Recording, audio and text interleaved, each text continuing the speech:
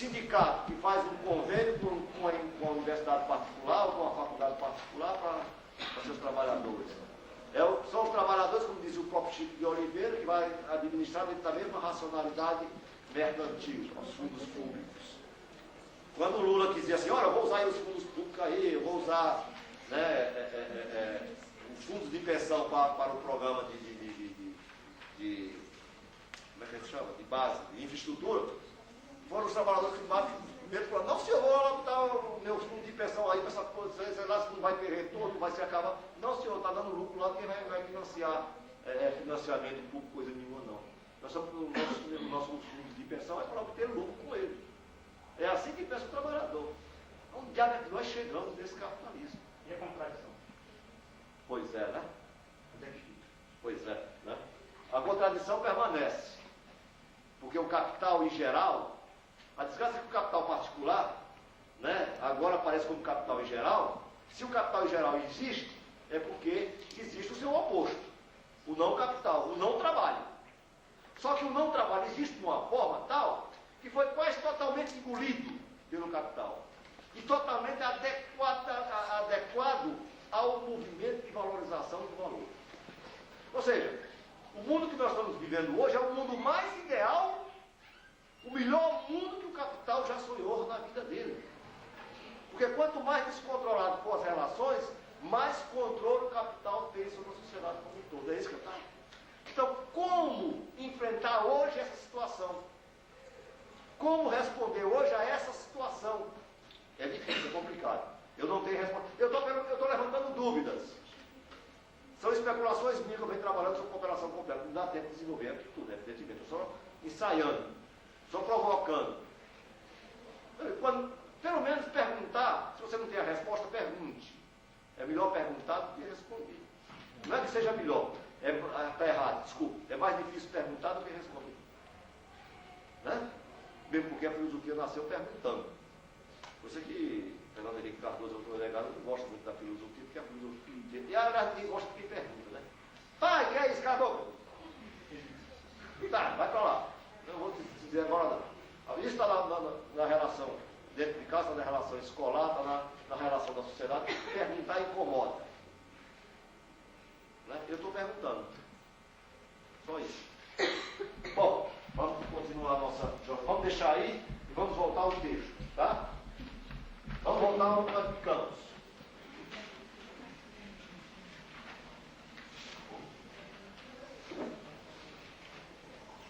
Vocês deixam eu tomar um cafezinho? Vamos dar todo mundo um cafezinho, 5 minutos.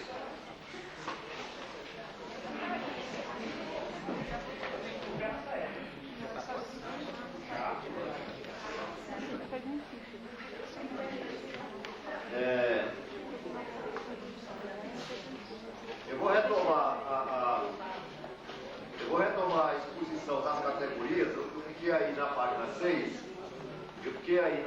6. Eu vou retomar a exposição do texto para que a gente continue, né, a dissecar o texto. Para não perca, digamos assim, a unidade do nosso pensamento, certo? Para que ele apareça como meio, como começo, meio e fim. Ou seja, a exigência da coerência, do princípio da coerência. Né? Aí, logo depois da nota 8, na página mesmo 6, está escrito, é o que se pode observar quando se tem presente a experiência da teoria da circulação simples, enquanto aparência do modo de produção capitalista. Aí, como se sabe, Marx começa com a categoria mais simples, a mercadoria. Foi aí que a gente tinha parado. Eu parei aqui para fazer aquele, convencer o total lá, certo, nas mediações. Bom, e aí eu me pergunto o seguinte, essa pergunta não é minha, essa pergunta é feita por Rui Fausto, para responder, digamos, inclusive a alguns economistas ou filósofos franceses, não recordo o nome agora, sabe quem são? Castoriadis, mas tem outros também. Uma resposta de Rui Fausto, Castoriadis e outros. Né?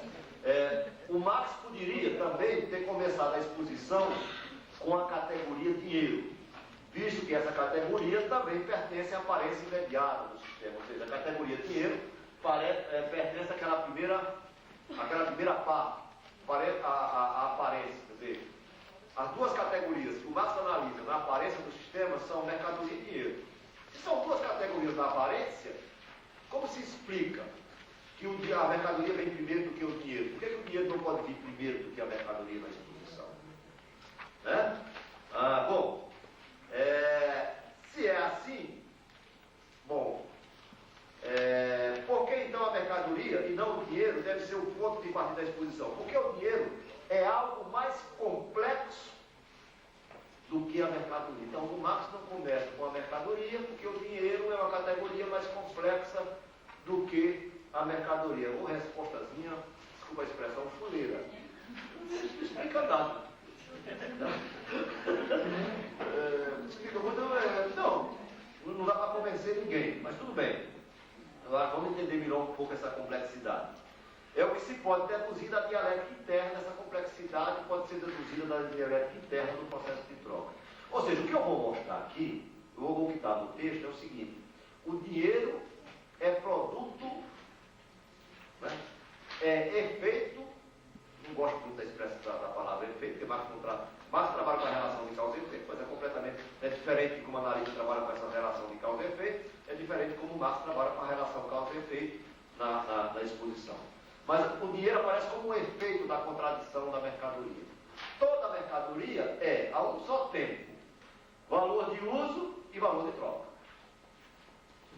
E uma mercadoria chamada A. Valor de uso é a capacidade que essa mercadoria tem de satisfazer uma necessidade, matar a minha sede, ou impedir que minha garganta estoure, né? Falar tão alto. Né? Mas para eu usufruir dessa utilidade, eu tenho que pagar por ela. Primeiro. Por isso é que o Marx diz lá no capítulo 2 do livro 1, o valor de troca é primeiro em relação ao valor de uso. Essa é a lógica do sistema. Quer dizer, as mercadorias, né, o valor de uso só pode ser satisfazer uma necessidade se primeiro paga por ela. Por essa utilidade, se primeiro paga por esse valor de uso. Né? Nesse sentido, tudo que existe na sociedade é mercadoria. Se as pessoas não tiverem dinheiro. Aliás, o jornalista lá da rádio, a rádio tem, né? Na televisão tem, né? A televisão aqui. TV Marília. O jornalista me perguntou, né? Pode falar, né?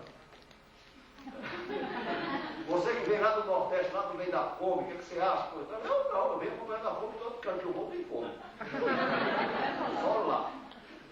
Aí ele vai e passa por cima, né, e diz o seguinte: bom, então, como resolver o problema da fome se o Brasil tem um bocado de rios, verdes, etc. E daí? Mas tudo isso aí tem dono. Não adianta, cara. Não, o Brasil é um país rico. Rico de quê? Rico para os ricos. O Brasil é um país rico. Rico para rico, não é rico para pobre. Por quê? Verde. Mas quem é que já leu João Manuel Cabral de Melo Neto? Minha filha chegou para mim e disse: pai, me ajuda a fazer uma redação falando sobre a seca no Nordeste. E me dando a solução da seca. Eu digo: não, tudo errado isso aí. E a seca nós não vamos resolver nunca, porque é uma relação natural, né?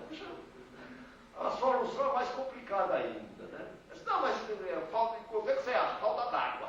Quem foi que ele disse isso? A professora.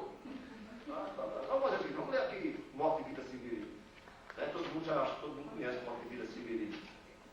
Severino, né? Zambeto, magrinho, buchudo, né? De pouca tinta no sangue, resolve por conta do semiárido, sair do semiárido, tangido pela fome, e para o Agreste. Quem quer ir para a Academia Negra, vai para a Paraíba? Tá. Chega lá no Agreste, na Paraíba, já encontra um verde. Não é tão verde, mas já encontra, né? Umas casas mais perto umas das outras, não encontra aquela solidão devastadora, desértica do semiárido, mas vê mais gente, mas vê também mais morte, vê também mais fome, vê também mais miséria, vê porque está mais concentrado. Vixe, Maria, do mesmo jeito que era lá, vou tocar para frente, né? Porque o cearense é um bicho teimoso, nordestino, né? Vive de esperança, por isso que vive morrendo. Resolve ir para a zona da mata. Quando chega na zona da mata, aqui, agora sim. Né?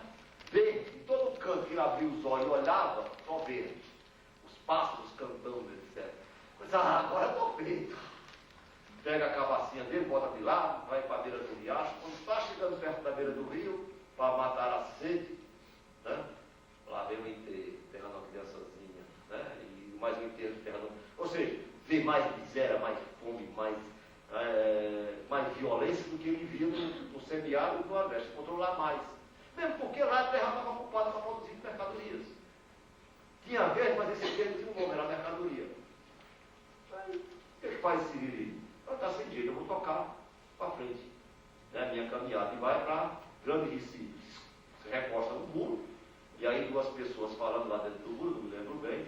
E diz, uma parte lá do poema, que Severino acompanhou o seu próprio enterro sem saber. Né? E aí a gente se pergunta, qual é o problema do Severino? É a falta d'água? Perguntei para minha filha. É não, pai. Qual é o problema dele? Não sei. Nossa, são as relações de produção que faz Severino e Severino. Quando eu olho um poema desse, eu me sinto verdadeiramente burro e humilhado. Se o cara dá uma aula de economia política, você não consegue dar. Né? Quer dizer, a gente se sente pequeno diante de um poeta como esse. Ele consegue falar de uma realidade com a simplicidade, com a beleza que nós, como economistas, no meu caso eu sou economista, e como sociólogo, a gente não consegue fazer. O amigo Meneleu dizia que numa das falas, ele dizia para mim, observando o que ele estava falando, disse, não basta ter razão só, precisa saber falar também para convencer o outro. Eu acho que a literatura faz isso, então ajuda muito. Então, meu amigo Giovanni, você está de parabéns.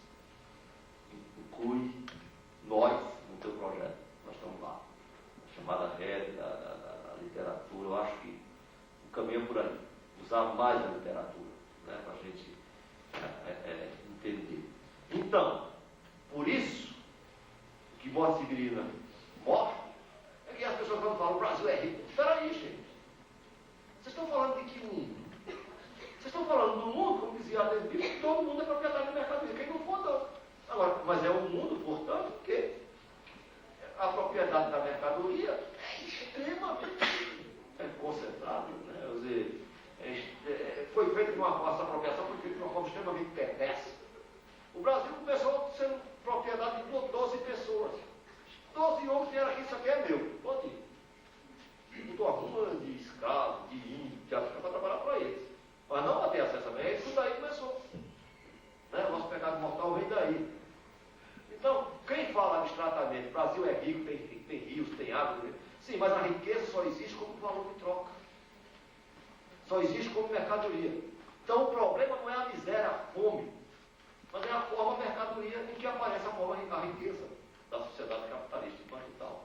Portanto, no mundo em que nós vivemos, a mercadoria é valor de uso e o valor de uso só pode satisfazer uma necessidade se primeiro se pagar por ele. Né? Então, valor de uso e valor de troca se exclui mutuamente, mas ao mesmo tempo se inclui também. Porque uma mercadoria sem valor de uso, a gente vai inventar uma mercadoria sem valor de uso para vender a quem? A marciana? Tem. Só que o valor de uso não é primeiro em relação ao valor de troca. Né? Mas todo e qualquer mercadoria tem que ter valor de uso. Então, se o valor de troca nega o valor de uso, o valor de uso nega o valor de troca, como é que se resolve isso? Como é que a mercadoria pode ser vendida? Da seguinte maneira: essa caneta que eu produzi não para consumi-la, mas eu produzi para vendê-la.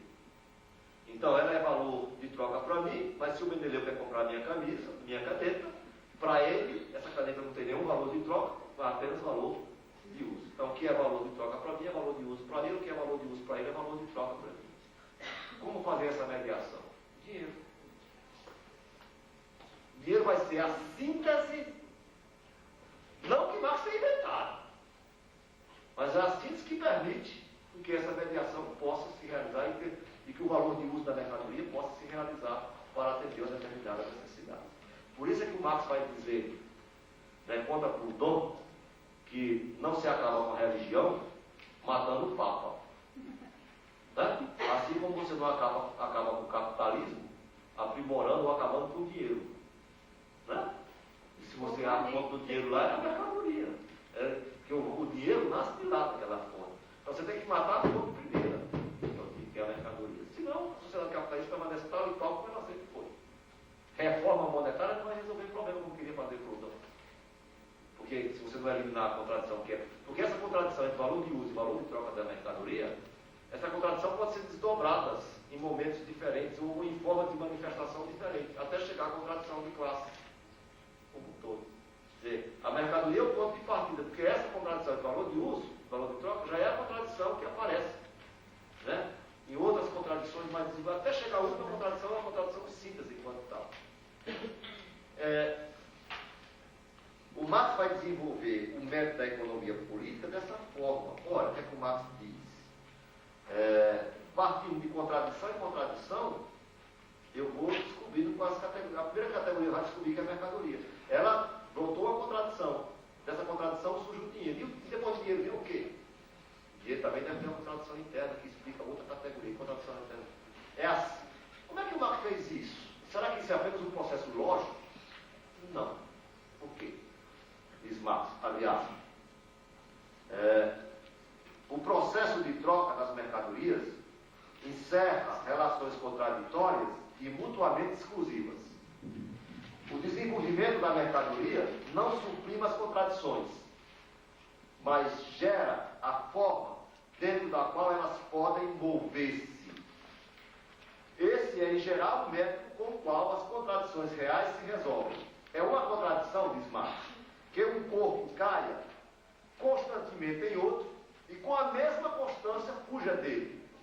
A elipse é uma das formas de movimento em que essa contradição tanto se realiza como se resolve. Se não fosse a elipse, não estaríamos aqui sentados. Estaríamos todos mortos. Porque o sol, a terra se chocaria com o sol. Porque o movimento elíptico é isso, né? Na medida em que o corpo cai sobre o outro, na medida em que a terra se aproxima do sol, se afasta dele. Com a mesma velocidade. Né? Quer dizer, essa forma elíptica que evita em que a contradição toda. Bum! E, portanto, se choca as coisas. Se isso a natureza resolve o administro das contradições dessa forma, a realidade social também, diz Marx, vai resolver as contradições dessa forma. Vai administrar suas contradições dessa forma. Portanto, as categorias são formas sociais, dentro das quais as contradições se realizam e se desenvolvem. É assim que deve ser definido Marx. Enquanto formas sociais, não são coisas inventadas da cabeça de Marx. Cabe a Marx descobrir, na realidade, enquanto tal, isso foi dado pelo método analítico, pelo método de pesquisa, descobrir essas formas. Mercadoria, dinheiro. Por isso que o Marx vai dizer, a analítica deu isso, fez um grande trabalho de pesquisa. E eu posso dizer, no Capital, ou nos grupos, acho que nos grupos que ele diz isso, que as categorias são da ordem do pensar, porque sou eu que estou fazendo esse trabalho, e traduzir o real na sua lógica, que não aparece, na sua imediatidade. Então, as categorias são da ordem do pensar, mas também da ordem do ser. Da ordem do pensar e da ordem do ser. Ou seja, a pretensão de Marx é fazer algo ontológico. Ou seja, contra uma concepção realista, que é, segundo, geralmente se acusa Marx, que Marx, para Marx, é o sujeito do conhecimento. O conhecimento que esse sujeito adquire é apenas um reflexo da realidade no homem. Marx vai dizer, peraí, não, senhor.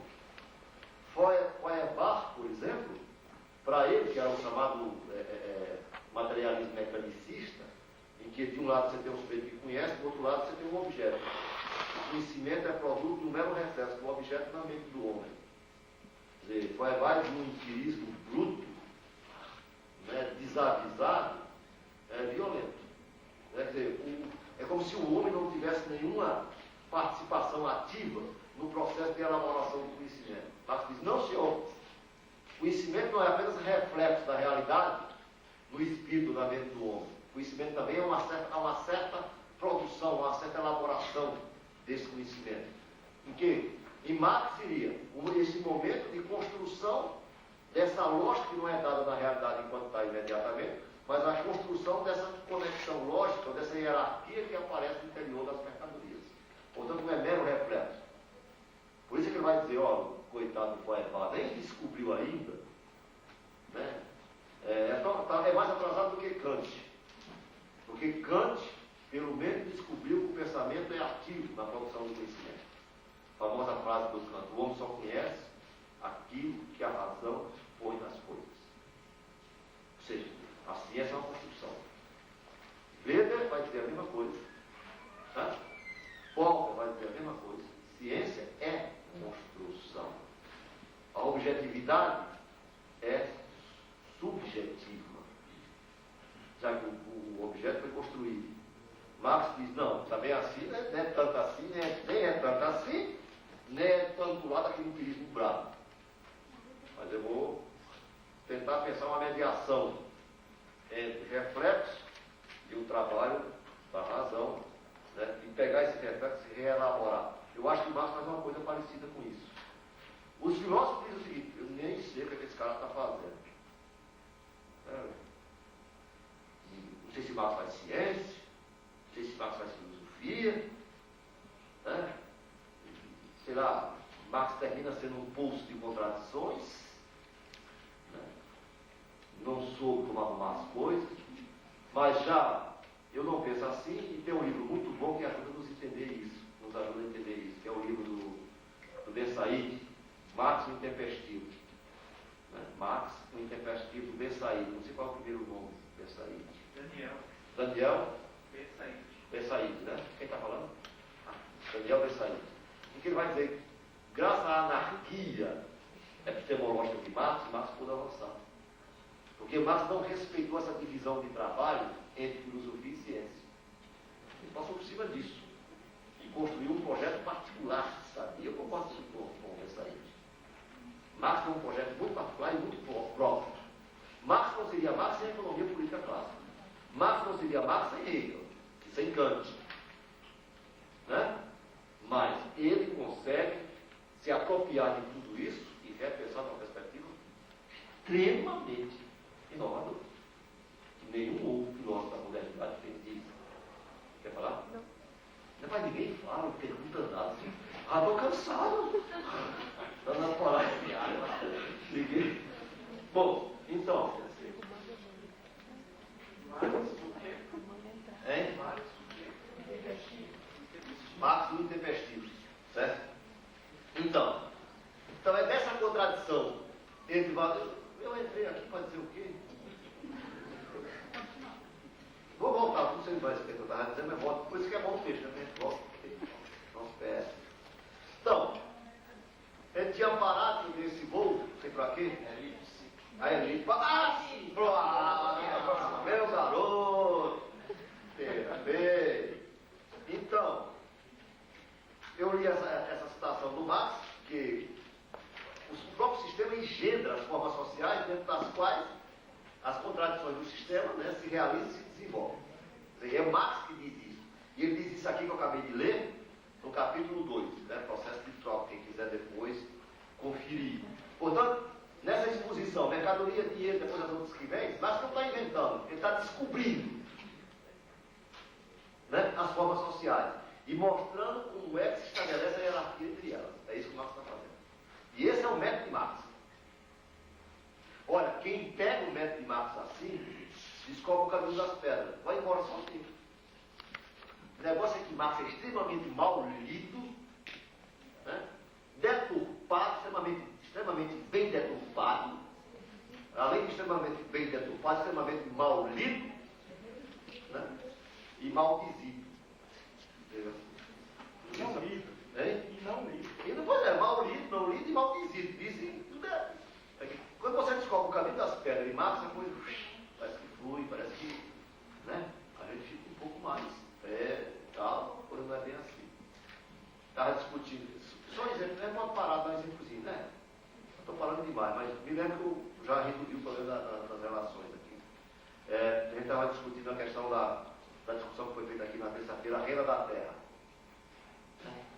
De uma certa forma, eu achei uma discussão assim. Né? Eu estou tomando muita mesa de terça-feira porque eu achei que houve uma controvérsia metodológica e epistemológica, assim, rica, mas extremamente confusa. Né? Todo mundo falando a mesma coisa e ninguém se entendia. Né? Um diálogo, talvez, de filósofos. Quem diz isso é Rousseau. Rousseau, filósofo, a única coisa que os filósofos concordaram até hoje foi o fato de nenhum concordar comigo. E eu também não concordo com nenhum deles, vou fazer o meu. Eu tenho essa mania. Não concordo com nenhum, né? É uma confusão generalizada. mandar para o diabo do carré, fica bom. Ou discordar. Eu não sou filósofo, eu sou economista. Aliás, eu sempre estou levando vantagem, mas eu já me dei mal 2 ou 3 vezes. Porque eu digo, olha, eu não sou filósofo, eu sou economista. Deixa passar, eu não é filósofo, pode cometer uns errozinhos aí. E eu cheguei numa plateia, não sou filósofo, eu sou economista. Eu falei, você está errado. Aí eu tinha do outro lado, tinha o economista, também está errado. Eu falei, estou lascado. Eu peguei os dois juntos, aí complicou. Eu não pude mais usar a minha clássica saída. Eu sou filósofo e tal. Então, sim, a discussão. Aí discutindo latifúndio produtivo, latifúndio não produtivo. Não acho, não concordo com essa discussão não, porque qual é a diferença entre o latifundiário, você pegar em Marx, tá? E o grande financista? São 2 figuras ociosas, improdutivas. Marx diz claramente. Mas só que Marx não julga nenhuma das duas moralmente. São 2 categorias, são 2 classes necessárias ao sistema. Vê, propriedade de terra. Não diz capitalismo sem propriedade de terra. Não é porque se a terra não for apropriada pelo capitalista, vai ser apropriada pelos trabalhadores. Se os trabalhadores apropriarem da terra, cadê? Não é que o capitalista vai achar trabalhador para trabalhar para ele. Na simplicidade é isso mesmo. Por isso é que David Ricardo vai dizer, não, por que não dá propriedade ao Estado? Porque, veja bem, para David Ricardo e para Marx, a diferença entre eles é que o Marx pensou a renda absoluta e Ricardo não, mas ambos vão dizer uma coisa. A renda, a propriedade capitalista é produto da renda da terra. Não é a propriedade que cria a renda, é a renda que cria a propriedade. Então a lógica é diferente. Quer dizer, os proprietários só se apropriam da terra se houver perspectiva, se houver renda. Se houver renda, só deixa lá, de lá. Então é a renda que leva, que gera a propriedade. Essa que é a propriedade capitalista. E ela é extremamente produtiva do ponto de vista do sistema. Aí vem, produtiva e improdutiva do ponto de vista moral. Você bate no latifundiário ou no proprietário de terra e deixa o banquete de fora. Engraçado. Por que eu vou bater nesse? Porque isso é racional. Racional é uma obra. Isso não é racional coisa nenhuma. Ele é desde a fisiocracia você sabia disso. Que ele é uma figura importantíssima dentro do sistema. Ela faz parte da lógica da racionalidade do sistema. Não pode ser eliminada. Como o banquete também não pode ser eliminado. Então, e aí as consequências políticas que daí pode se tirar são reforma agrária ou não reforma agrária? Bom, então vamos fazer reforma financeira também, né? Reforma agrária, para diminuir a ociosidade da terra, vamos fazer reforma agrária, para diminuir a ociosidade do capital especulativo. Também, vamos fazer as 2 reformas. Para a gente se manter, para ser no mínimo coerente. Né? Porque, veja, se você tem presente que a propriedade é produto da renda, não dá discussão se é feudal ou não, mas no espaço. No sistema feudal, sim, é a propriedade, a partir da propriedade que eu tenho a renda. Essa que é a lógica feudal, mas a lógica capitalista não é essa. Né? Então, bota ali, Marx, Lagalinha, etc, etc, etc. Né? Para que a gente não caia, digamos, em certas discussões que podem trazer consequências políticas seríssimas. Né? Se é que o Marx está certo, também não sei se está certo, acho que está. Bom, então vamos ler lá, voltar à nossa, né? A citação. Certo, não é isso aqui, não é isso. Bom, na página 7, logo no comecinho, nós temos uma citação aí de Marx, em que Marx vai esclarecer como é que dessa contradição entre valor de uso e valor de troca. No processo de troca das mercadorias surge a categoria de né? Para todo possuidor de mercadoria, diz Marx, toda mercadoria alheia funciona como equivalente particular de sua mercadoria. Sua mercadoria, portanto, como equivalente geral de todas as outras mercadorias. Mas como todos os possuidores de mercadoria fazem o mesmo, nenhuma mercadoria é equivalente geral, e por isso as mercadorias não possuem nenhuma forma de valor geral relativo. Essa forma de valor geral relativo é a forma de dinheiro. Então, como é que surge a forma de dinheiro? Por exemplo, eu tenho minha mercadoria, olho para a mercadoria de vocês e vejo na mercadoria de vocês quanto vale a minha mercadoria. Então, eu espelho o valor da minha mercadoria na mercadoria de vocês. Né? A mercadoria de vocês funciona como equivalente geral da minha mercadoria. Ou seja, a mercadoria de vocês funciona como dinheiro. Para mim, eu vejo a mercadoria de vocês não como mercadoria, como lápis, caneta, mas eu vejo a mercadoria de vocês como algo que eu digo assim: a minha caneta vale 3 relógios, a minha caneta vale um livro, a minha caneta vale 3 quadros, a minha caneta vale 3 casacos, 2 casacos. Então, eu estou projetando o valor da minha mercadoria no valor da mercadoria de vocês. Então, a minha mercadoria está no que o Marx chama de forma relativa do valor, e a mercadoria de vocês aparece para mim como forma equivalente. Quer dizer, eu projeto o valor da minha mercadoria na mercadoria de vocês. Só que isso que eu faço, todos vocês fazem com relação à minha mercadoria. Ninguém quer, então, qual é a mercadoria que existe, que permite surgir o equivalente geral, o dinheiro? Como resolver esse quiprocó? Porque eu não posso dizer, a minha caneta vale uma caneta. Não tem sentido. A forma relativa da minha caneta implica necessariamente a forma equivalente. Uma forma que se opõe a ela. E não se confunda com ela. Né? Porque dizer que uma caneta vale uma caneta é a mesma coisa que dizer 1 quilo pesa 1 quilo. Né? 1 metro mede 1 metro. Não só é um pensamento tautológico, como é também um contrassenso real. Então, se não tiver algo, como todos nós somos possuidores de mercadorias, para a gente sair desse quiprocó, desse enredo, dessa contradição, deve surgir dentro desse mundo aqui nosso, uma mercadoria chamada dinheiro que sirva de espelho para que todos nós possamos nela projetar os valores relativos de nossa mercadoria. Isso vem da contradição entre valor de uso e valor de troca, que exige um processo de troca, e que o processo de troca põe necessariamente a mercadoria dinheiro. Então, por isso, primeiro, a mercadoria dinheiro, em segundo lugar, a mercadoria dinheiro. Ele é produto dessa contradição. Se você não elimina essa contradição, você não acaba com o dinheiro. Tá? Claro? Cristalino como as águas do rio Tietê, né? Em São Paulo. Em São Paulo. Bom, então, como representante universal da riqueza social, no último parágrafo da página 7, né? Da riqueza social. Olha, veja, esse cara é doido. Ele traz um texto de 21 páginas, está se acabando o tempo, e ele ainda está na 7. Bom, e vai ficar por aqui mesmo. Mas mais vale um começo bem feito do que uma caminhada desastrada, né? Então, se a gente, pelo menos, consegue descobrir, né, o começo do caminho do Marx, né, o caminho das pedras, aí a gente pode caminhar, cada um pode caminhar por conta própria. Então, eu quero fazer um começo, né, da perspectiva do meu texto, claro, óbvio, né, bem feito. Eu preferi fazer um começo bem feito do que um todo mal feito, tá? Então, vamos nos conformar, né, com o que a gente pode fazer. Então, como representante universal da riqueza social, o dinheiro é a forma social adequada para o desenvolvimento da contradição de valor de uso e valor de troca. Mas essa forma, ela própria, é contraditória, pois acolhe aquela contradição entre valor de uso e valor de troca para desenvolvê-la sob novas configurações.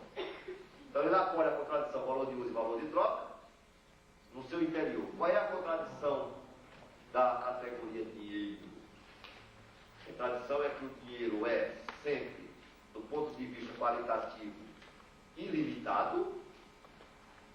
E por isso que vai chamar o dinheiro da prostituta universal. É uma vagabunda que se troca com qualquer outro. Ela vive se dando, se trocando. Né? Nesse sentido, ela não tem limite. Qualquer um serve. Ela se troca com qualquer coisa. Mas do ponto de vista quantitativo, ela é limitada. Tá? Dinheiro sempre é uma soma quantitativamente limitada. No nosso caso, de assalariados, como é limitado o nosso dinheiro? Né? Quer dizer, o nosso dinheiro é tão limitado que, né, E não é só limitado, né? Além de ter um limite, a gente caminha para trás, igual a caranguejo. E o salário real vem caindo, a gente vai perdendo o poder de compra. O nosso dinheiro não elastece. O nosso dinheiro não para em dinheiro, ele não cria dinheiro. Né? Traz confusão e preocupações, estresse, né? O dinheiro traz tudo isso. Né? Dinheiro só não traz felicidade para pobre, mas para rico traz. Né? Para pobre, oh meu Deus, não dá para pagar as contas. O bicho besta é pobre, né? Porque pobre tem mania de pagar conta. E se sente que paguei minhas contas. Né? Sou um homem honesto e pobre. Tem que estar nem preocupado. Eu acho que a desgraça nossa é porque nós estamos muito preocupados em pagar as coisas.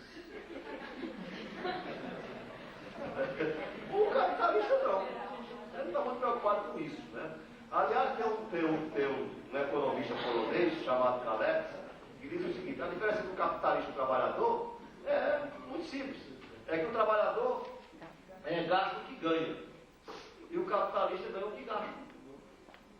Por isso é que nós só podemos gastar aquilo que nós ganhamos, porque não vai para frente. Mas o capitalista tem um poder enorme de contar com disponibilidade de crédito no mercado, de força de trabalho, e quanto mais ele gastar comprando força de trabalho, comprando máquinas, equipamentos, instalações, quanto mais ele investir comprando papel, não sei mais o que, títulos do governo, quanto mais ele gastar fazendo isso, mais lucro ele vai ter, mais ganhos ele vai ter. Então, para ele, o limite quantitativo do dinheiro pode ser elastecido. O nosso não, pode ser diminuído. E é cada vez mais diminuído. Né? É estreitado os nossos limites. Então nós temos aqui uma contradição. É qualitativamente ilimitado, mas quantitativamente é limitado. Como romper com esse quantitativo?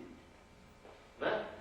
Fazendo com que o dinheiro se transforme em capital. Ou seja, fazendo com que os capitalistas resolvem gastar o seu dinheiro, não como os assalariados gastam, mas o capitalista resolve gastar seu dinheiro para comprar mercadorias, para com elas produzir novas mercadorias para obter novos lucros.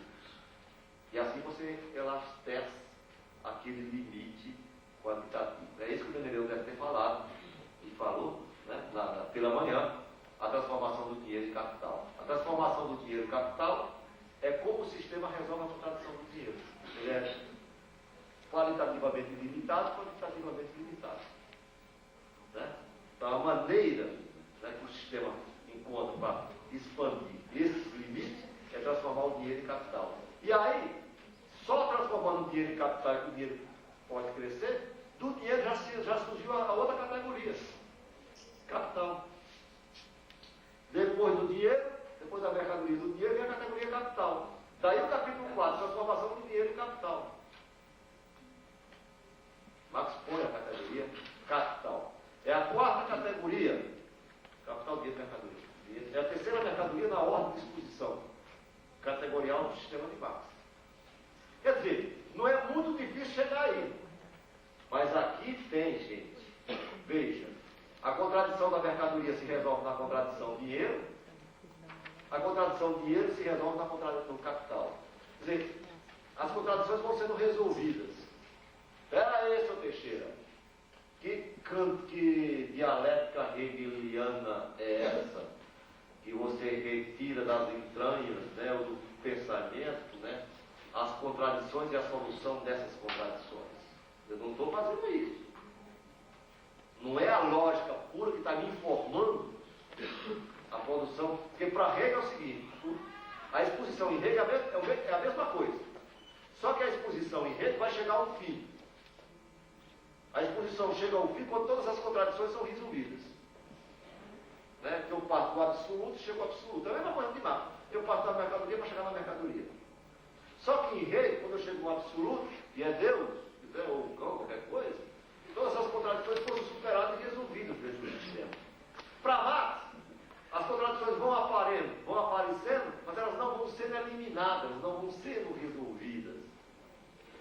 As contradições vão aparecendo e vão aparecendo formas sociais, historicamente determinadas, como é a elipse, dentro da qual essas contradições se resolvem e se desenvolvem. As contradições não são eliminadas, as contradições não são superadas. Ou seja, Marx não vai fechar o sistema vai se fechar quando todas as contradições forem superadas. Elas permanecem ao nível do real. Ao nível da exposição, né, eu sei, eu vou de menos violência para mais violência. De mais simples para mais complexo. Do mais abstrato para o mais concreto. Né? Do menos complexo para o mais complexo. Mas quem vai informar este movimento, né, é a lógica interna do sistema, em que o seu fechamento é um fechamento que permite, bom, se é um sistema contraditório, por que essa contradição não envolve o sistema? Bum! A elipse não permitiu o Sol socar com a Terra. Mas as categorias são essas pequenas elipses dentro do sistema que impossibilita, né, que não permite o choque. Então, as categorias vão surgindo para acomodar e desenvolver as contradições internas do sistema. Aí a diferença de rede. Né? A ordem de exposição não termina quando eliminar todas as contradições. Mas o fechamento da exposição é por a síntese de todas as contradições como a contradição que move o sistema capitalista, como todo tem contradição de capital e trabalho. Vamos já chegar lá. Então, descubro, portanto, do dinheiro a categoria capital. Bom, acontece que a categoria capital abre outra contradição. Porque o que é capital? Capital é uma relação social. Né? É uma relação entre classes. Né? É uma relação entre quem tem e quem não tem. É uma relação de exploração, portanto, uma relação contraditória. Tá? Ou seja, né? Enquanto relação.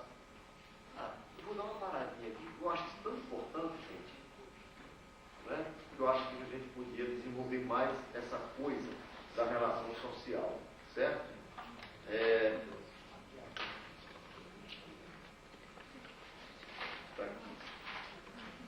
Vocês se lembrem, tá, de dizer por que eu parei, para eu poder voltar. Eu fiquei no capital, tá? Na relação no capital. Bom, o capital é uma relação histórico-social de produção. As formas imediatas de existência do capital, que são a mercadoria e o dinheiro, veja, capital só pode ser pensado em movimento. Capital para Marx não é uma coisa, não é uma máquina, um equipamento, coisa, não são coisas paradas. Não é como o economista pensa. O economista pensa desde capital, desde consumo duráveis, setor comércio. Esse tipo de análise é estranha a Marx. Né? Capital só pode ser pensado no movimento. Capital é um movimento dialético, pelo qual o capital vira mercadoria, abandona essa forma de mercadoria para assumir a forma de dinheiro, imediatamente abandona a forma de dinheiro para voltar a reassumir a forma de mercadoria. Então, só no movimento o capital é capital. O capital é 3 em 1. Ou aqui está resolvido o enigma, né, do problema da religião, né? Quer dizer, Deus, o segredo da Santíssima Trindade. Eu nunca entendi como é que Deus pode ser Cristo e Espírito Santo ao mesmo tempo. Mas o capital entende. Eu entendo perfeitamente bem. Por quê? Capital, se ele se esteriliza na forma de mercadoria, se eu for mercadoria, ele não pode crescer. Então, para eu ficar mais rico, eu tenho que vender essas mercadorias e pegar esse dinheiro. E para eu ficar mais rico ainda, eu tenho que pegar esse dinheiro e de novo comprar novas mercadorias. Ou seja, o meu trabalho é um trabalho de Sísifo, né? Digamos, eu tenho que constantemente estar transformando dinheiro em mercadoria em dinheiro, se eu quiser permanecer como capitalista. Eu sou obrigado a entrar nessa loja. Se eu quiser também romper os limites quantitativos do meu dinheiro. Então eu estou condenado a este movimento. Eu não estou só condenado a este movimento, mas eu assumo a lógica desse movimento subjetivamente. O capitalista tem consciência dessa lógica, trabalha nesse sentido. precisa ser doutor, ele não precisa ser professor, ele não precisa ser um homem instruído. Qualquer pessoa. Aliás, professor e nada, doutor e nada, nessa lógica aqui não funciona absolutamente nada. Né? Eu vinha dizendo no ônibus, eu vou fazer outro parênteses, eu vinha dizendo no ônibus com o Beneleu, qual a diferença entre um doutor e uma cabra? Um bode. Um professor e um bode. O Beneleu não tem nenhuma diferença entre um bode e um professor. Ele como? Um aluno dele pediu para dar uma palestra sobre violência. Eu fiquei assim, violência? Eu vou falar sobre violência. Eu não sou sociólogo, não trabalho com a sociologia da violência. Eu vou fazer. Aí eu peguei Raquel de Queiroz e peguei o Graciliano Ramos. Eu vou trabalhar por aqui. E peguei o 15 de Raquel de Queiroz, né? O vaqueiro. E como é o nome do vaqueiro? O personagem vaqueiro da Raquel, quem sabe? Como é o nome do vaqueiro?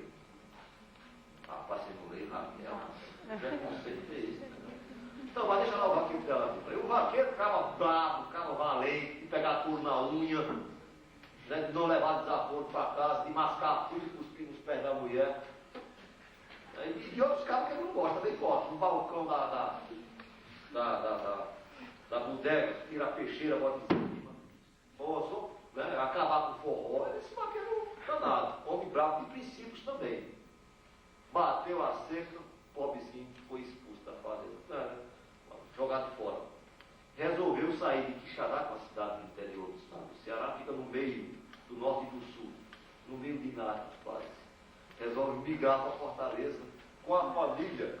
Vendeu as vaquinhas que tem, né, as coisinhas que tem, mas foi acabando o que ele tinha no meio do caminho. Né? E até que bateu a fome na travessia, como retirante, né, os filhos caíram pelos pedaços, já magrelo, etc., com muita fome, até que ele chegou assim num encampado, assim, numa curva lá num areal, um riacho que tinha assim, numa terrinha que tinha, lá vinha uma cabra. Como a Raquel descreve essa cena, como se ela estivesse desenrolando, é como se você estivesse assistindo um filme. Né? Aí a cabra botou a cabeçona, chega e se iluminou e berrou, né? Ficou feliz, vou matar essa cabra. E puxou a peixeira, tacou na goela da cabra e tirou o couro da cabra, esfolou a cabra. Você nunca viu tirar o couro do animal, né? Uma cabra. Tirou o couro, mas a Raquel contando, como é que se tirou o couro dessa cabra, com avidez, etc., tirou o couro da. Quando abriu, né, uma peixeirada só, um golpe só dos queixos da boca até no úmero da cabra, né, abriu em banda da cabra, aparece o dono da cabra. Cabra sem vergonha, safado, cachorro! Isso é coisa que se faz, comer as coisas alheias, rapaz, tenha vergonha, se o senhor me perdoe, eu não sou de tomar as coisas dos outros, não, alheio, mas é que a fome gritou mais alto. Cerveja, cabra safado, como de vergonha não faz uma coisa dessa? Nesse tempo, o sertão ainda era aquele sertão do Luiz Gonzaga. Se eu não tomo uma esmola, um homem que é são, ou embata de vergonha o vice do cidadão, o sertão ainda não era de homens viciados, corruptos, transformados, etc. Era um cidadão ainda que o homem tirava o cabelo do bigode e dizia, minha palavra está dada. Acabou. E podia confiar. Então o vaqueiro da Raquel de Queiroz ainda esse homem de princípio, de valores, que ainda acreditava em São José, padroeiro do Ceará. Porque hoje o homem do campo não acredita mais em São José, substituiu São José por São Funcene, que é a Fundação de Pesquisas Meteorológicas do Estado do Ceará. Vai esperar para São José para saber se vai chover ou não. Ei, vai chover ou não vai? É um homem completamente diferente. Né? E ele, né, oprimido pelos princípios dele, resolve se ajoelhar e pedir por amor de Deus que deixe um pedaço da cabra para matar a fome dos filhos. Né? Que foi para isso que ele matou, não foi para invadir a propriedade alheia. E o homem deixou o fato da cabra. O fato são as vísceras do animal. Ele pega as vísceras do animal e dá de comida. Né? Ele se ajoelhou, prostrado lá. Ato número 1 da cena violência. Ato número 2. São Bernardo Graciliano Ramos. Tem o professor Padilha, nosso colega. E tem o Paulo Honório, que é o dono de São Bernardo. Né? Então o Paulo Honório resolveu criar uma escola para fazer vistas boas junto ao governador. Criar uma escola é muito importante na propriedade dele, né? Para ganhar os favores do governador. Ele criou lá e convidou o Paulo Honório para ser professor. Bom, só que um dia surpreendeu o Paulo Honório, conversando com um vaqueiro, o Paulo Honório tentando explicar para o vaqueiro a origem da propriedade privada. e que a origem da propriedade privada era a apropriação do trabalho alheio gratuito, então paga era roubo. Só que Paulo Honório viu, sai de trás da porta, que estava ouvindo a conversa, dá um esculacho desgraçado no Paulo Honório, no Padilha, né? E o Padilha cai de joelho, da mesma forma que o vaqueiro. Ele pede, por amor de Deus, me deixe ficar, São Paulo, que eu preciso de emprego de professor. Quer dizer, o sertão, ou o Ceará, ou a sociedade que nós vivemos, a fala é um direito de quem tem. Né? Quer dizer, a fala não é um direito de todos. O silêncio é imposto à sociedade, a sociedade é silenciada pela condição de subserviência do assalariado, porque nós temos preço, nós temos que nos calar diante disso. Então eu pergunto aos meus alunos, qual é a diferença entre Paulo Honório e o vaqueiro? A única diferença entre eles é que ocupam lugares distintos na divisão social do trabalho. Um é vaqueiro e outro é professor. E o que os tornam idênticos é que não são donos da sua pessoa. Né? Não tem um direito à fala. Porque o direito à fala aparece como um privilégio de quem tem e quem não tem. Então nós não temos nenhuma diferença entre professor e... Somos todos assalariados, tornamos todos iguais, medíocres e pobres. E quantos sapos a gente não é obrigado a engolir na vida? Eu acho que tem gente aqui que engole muito sapo. Eu engoli muito sapo às vezes. Um cabra, eu sou bem parecido com um vaqueiro, mas já com espírito quebrado, né? Pelo tempo e pelas as mazelas da vida social. Bom, então, capital, é isso que eu estava tentando dizer, né? Capital só é capital pela relação em que ele se transforma em mercadoria, mercadoria se transforma em dinheiro e assim por diante. O dinheiro em si mesmo e por si mesmo não é capital. Para quem possa desempenhar a função de capital, isto é, possa ser empregado como meio de pagamento de uma atividade humana, seu proprietário precisa encontrar no mercado força de trabalho como mercadoria. A compra e venda dessa mercadoria, cuja aparência imediata não passa de simples operação monetária, pressupõe o comprador como capitalista e o vendedor como assalariado em sua relação de classe. Não é o dinheiro que estabelece essa relação. Como ele não pode comprar escravos numa sociedade de homens livres, igualmente não poderá exercer a função de capital numa sociedade onde a força de trabalho não se encontra dissociada dos seus meios de produção. Isto é, onde a força de trabalho não é mercadoria. Então, o dinheiro só pode se transformar em capital se houver relações sociais adequadas. O dinheiro não pode comprar escravos numa sociedade de homens livres. O dinheiro não pode comprar a força de trabalho e transformar o dinheiro em mais dinheiro se não houver uma população despossuída dos meios de produção. Essa é que mostra que o capital é, antes de mais nada, uma relação social enquanto tal. Então, enquanto relação social enquanto tal, o capital se transforma nessa relação social, é uma relação entre os que têm e os que não têm. Ou seja, é uma relação de classe. É a relação entre os donos dos meios de produção e os não donos dos meios de produção, ou seja, a classe trabalhadora. Daí surge a segunda contradição, ou a quarta categoria, né? A categoria de mais-valia, aonde a categoria de mais-valia é a expressão imediata desta contradição. A mais-valia é uma relação entre classes. Por quê? A mais-valia pressupõe uma classe que vende a força de trabalho e outra que compra essa força de trabalho. Exige que essas duas classes se encontrem no mercado e negociem com preços livres e iguais, ou seja, como comerciantes. Ou seja, pressupõe o princípio da igualdade jurídica formal entre os indivíduos. Ou pressupõe a troca de equivalente entre eles, para que, portanto, a mais-valia possa brotar. E aí, né, surge essa contradição, que é uma contradição entre uma identidade e uma não identidade, uma não igualdade. Como é que essa contradição se desenvolve? Qual é a forma social que acolhe essa contradição? O Estado. O Estado é a forma social criada pelo sistema para acolher e desenvolver essa contradição das classes. Porque o Estado é o grande mediador nesse processo de compra e venda. Não há direito, não há contrato, sem Estado. Claro, óbvio. Né? sociedade de Robson Crusoe não tem direito. Não tem direito para quê? Para se relacionar com o bicho, com a vaca, com o cobra, etc. Né? Você não é sociedade capitalista, como é uma sociedade contraditória, você tem um direito a isso para regular essa relação contratual entre as pessoas. Então, o Estado é a forma social dentro da qual a relação entre capital e trabalho tanto se resolve como se desenvolve. E aí você vai poder entender o Estado enquanto forma social, uma forma social que é posta e reposta dependendo de como se desenvolve essa contradição entre capital e trabalho. Então eu posso pegar a forma Estado tal qual o Marx analisou lá e trazer para a realidade contemporânea. E hoje, na ideia da cooperação complexa que eu estou desenvolvendo, essa forma Estado pode desaparecer. O liberalismo é o desaparecimento da forma Estado. Ora, a força de trabalho está fora, não vou mais regular a força de trabalho, não há contrato, né? Ou pelo menos a função básica de mediador dos contratos desaparece do Estado hoje. Então o liberalismo pode ser pleno hoje. Esse vai ser uma tarefa hoje. Tá? Só para pensar. Bom, com isso, se fecha a exposição categorial do livro 1.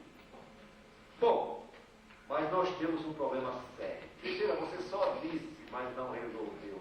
Como é que fica mesmo essa construção da mais-valia como uma relação entre uma coisa que é e não é? Ou seja, como é que a mais-valia não opera o princípio da equivalência?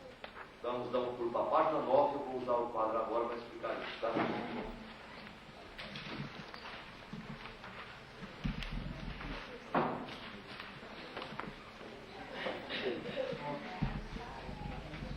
Gente, alguém pediu o meu e-mail, o telefone eu botei aqui. Se alguém interessar, copio e vou apagar.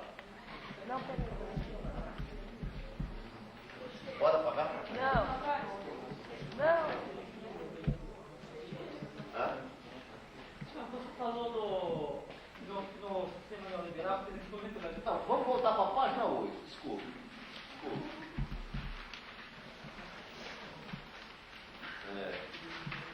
O último parágrafo.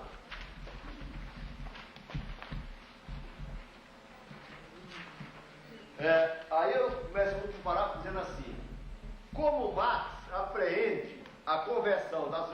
Ia ter que ficar no canto só, né? Como Marx apreende a como Marx apreende a conversão das leis, senão a máquinazinha vai ficar doida, né? Como Marx apreende a conversão das leis de produção de mercadorias em leis de apropriação capitalista.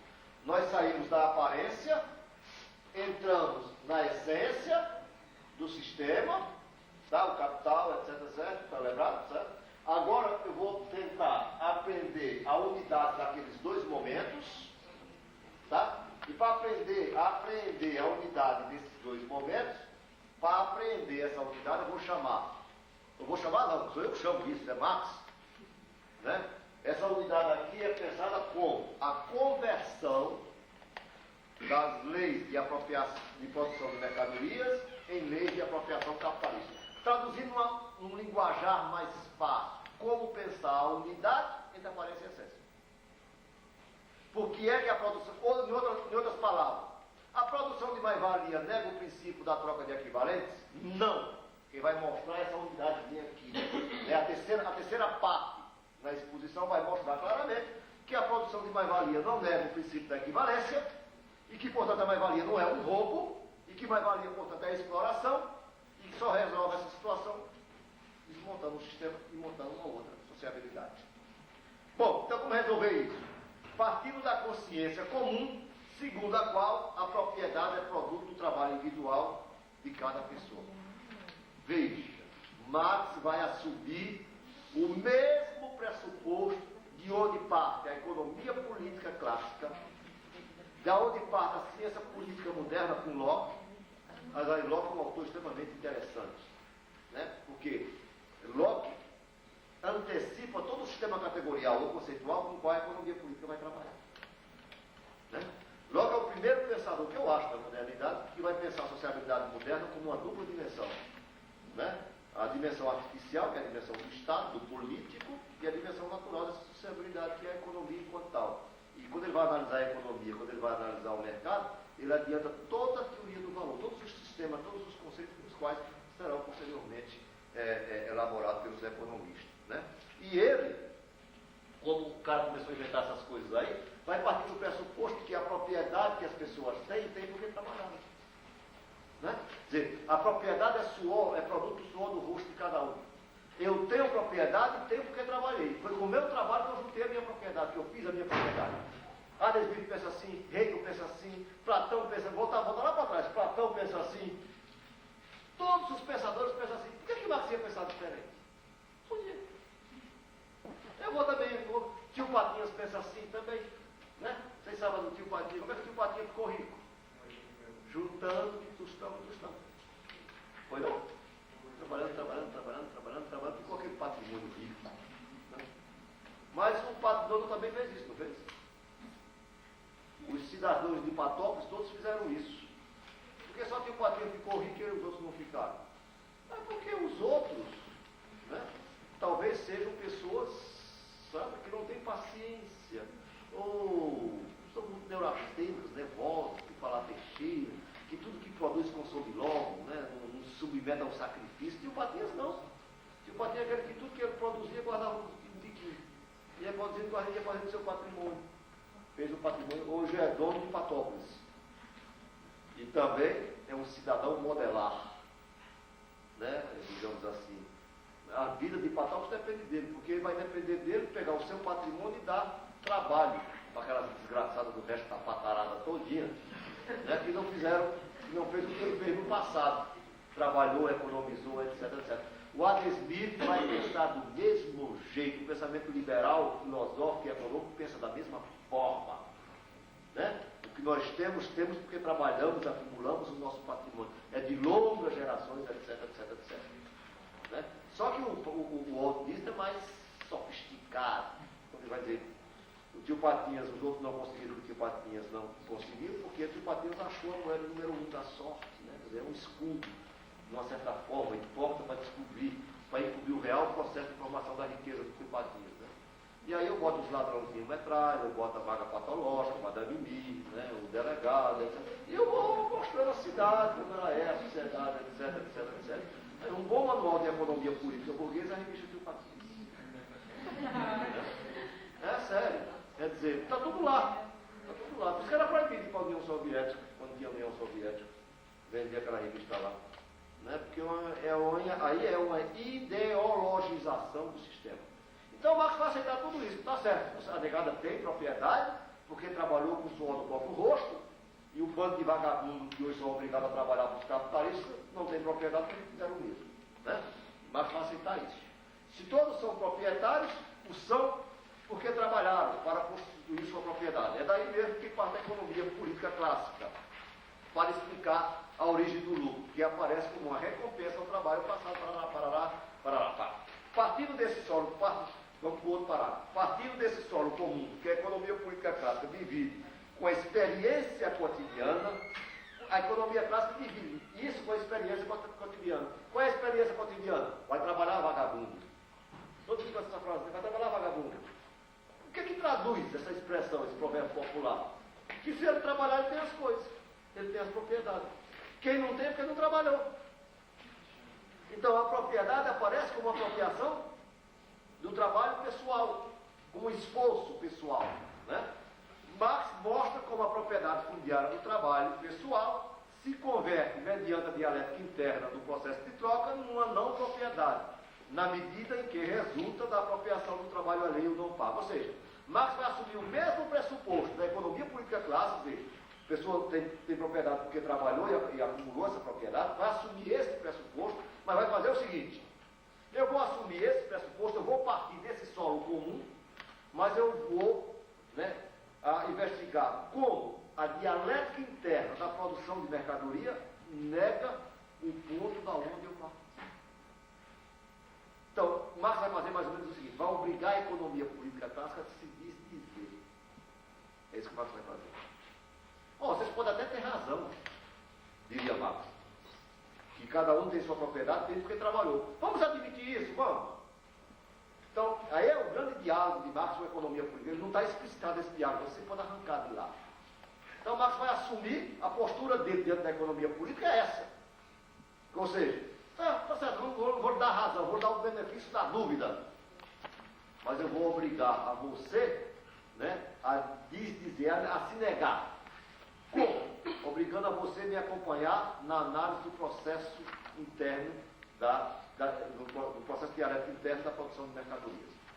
Ou seja, Marx vai obrigar, portanto, a partir daí, a economia política clássica a dizer, não, realmente, você tem, a propriedade não é produto do trabalho pessoal, mas a propriedade é produto do trabalho não pago. É isso que o Marx vai chamar de conversão, lá no capítulo 21. Como as leis da produção de mercadorias se convertem em leis de apropriação capitalista. Ninguém tem um capital aí, não tem? Alguém tem um capital? Acho que é o nome do capítulo 21, do capítulo 22. Conversão das leis de produção de mercadorias, ninguém tem apropriação capitalista. É isso. É aí que o Marx vai estabelecer o grande diálogo com a economia política, né, e obrigá-la a dizer o que diz. E o Marx vai dizer o seguinte, tá certo, vamos supor que a classe capitalista tenha realmente conseguido a sua propriedade como fruto do seu trabalho pessoal.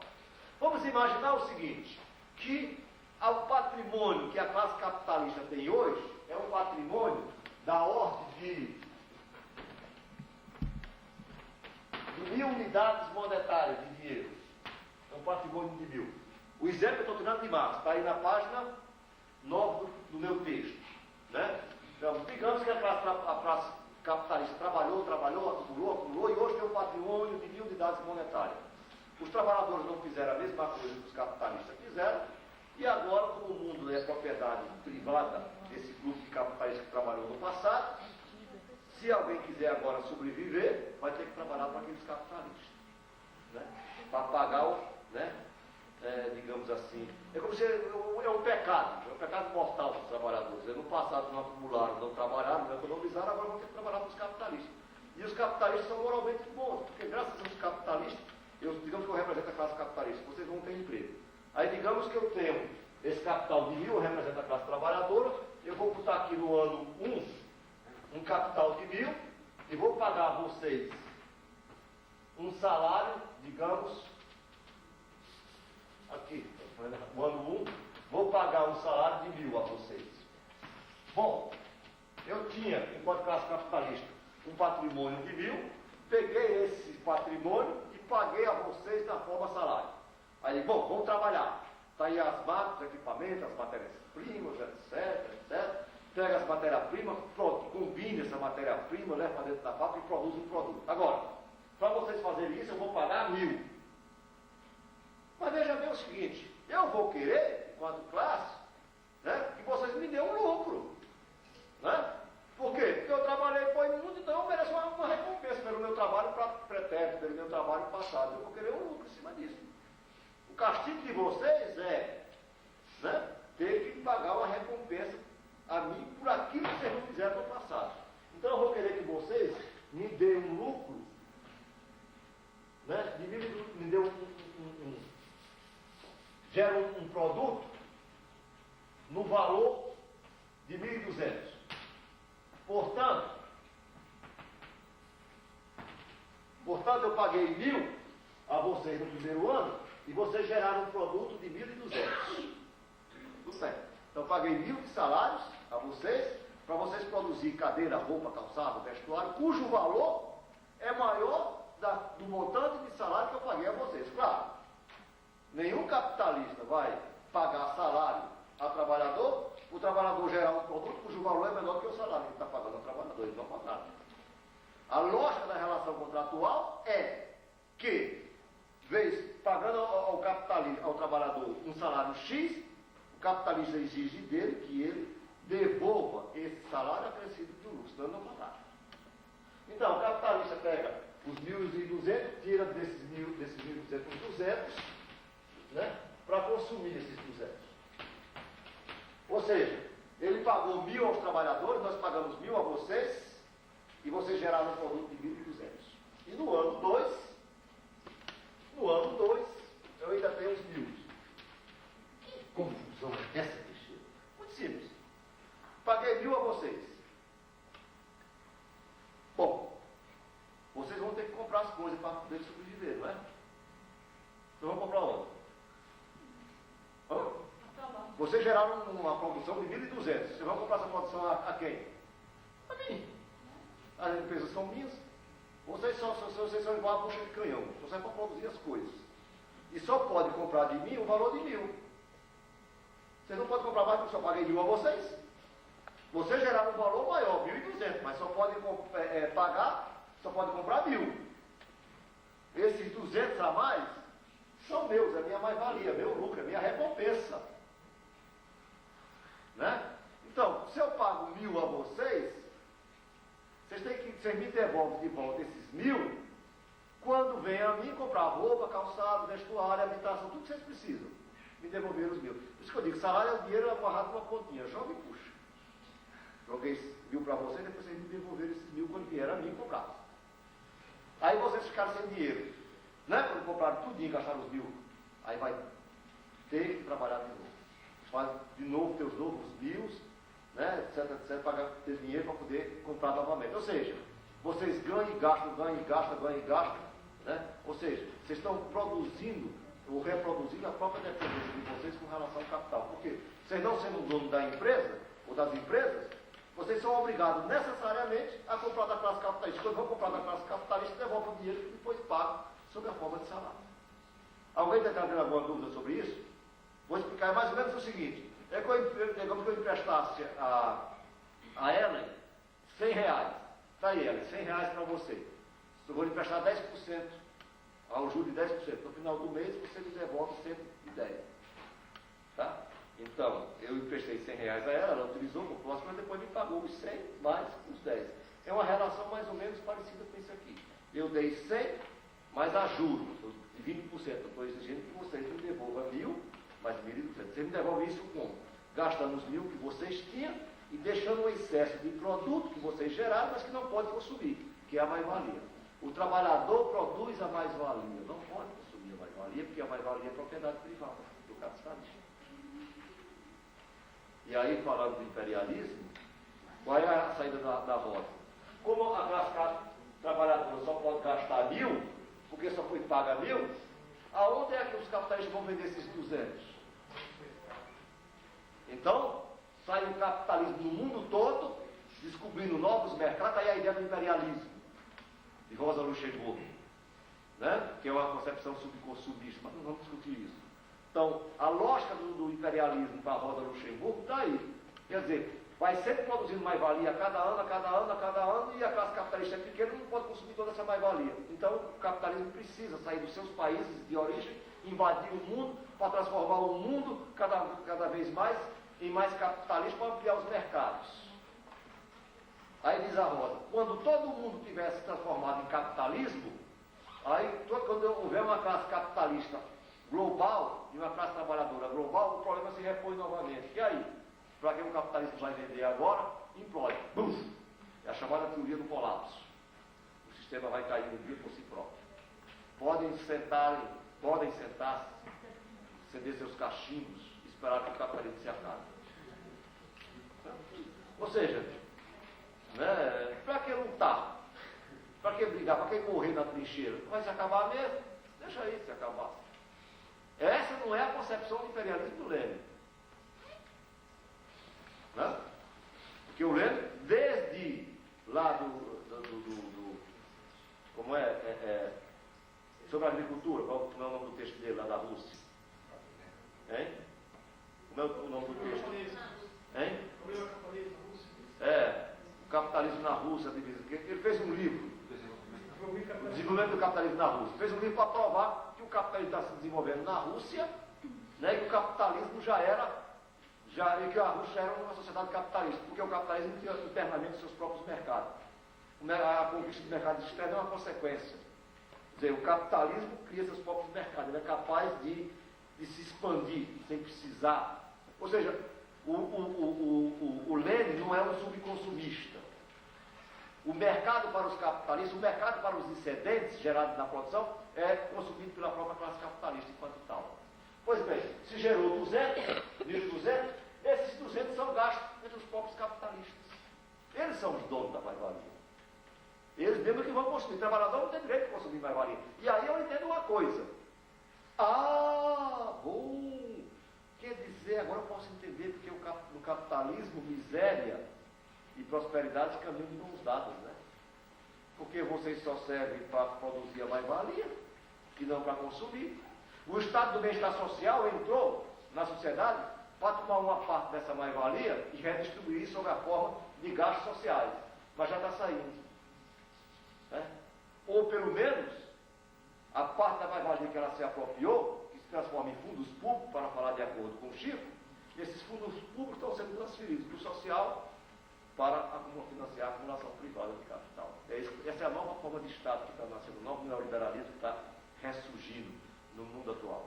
Então, adiantou-se 1.000, gerou um valor de 1.200, e a classe capitalista tirou os 200 dela e foi consumir os seus 200 de viagem, de carruagem, etc, etc, etc. Bom, só que no ano 2, a classe capitalista ainda tem 1.000 e existe um trabalhador que gera 1.200 para gerar uma mais-valia de 200, para ele consumir uma mais-valia de 200. No ano 3, os capitalistas ainda têm 1.000 e vai continuar. No ano 5, ainda tem 1.000, 1.200, 200, 200. Se eu somar aqui, dá quanto? 1.000. Qual era o patrimônio da classe capitalista? 1.000. Então, vocês já me pagaram. É mais ou menos o seguinte: ela me empresta 100, 20%. No final do mês, ela está me devendo 120. Ah, Teixeira, não vou pagar só o juro. Tá bom, eu aceito só o juro. Continue com os 100 aí. No final do outro mês, ah, Teixeira, desculpe, mas só tem um juro. Tá bom. Se ela fizer isso durante quantas vezes? 5 vezes. No quinto mês, ela já me pagou 100, tá, e depois eu estou devendo 100. É quando vocês falam, a dívida externa já foi paga. O raciocínio é esse.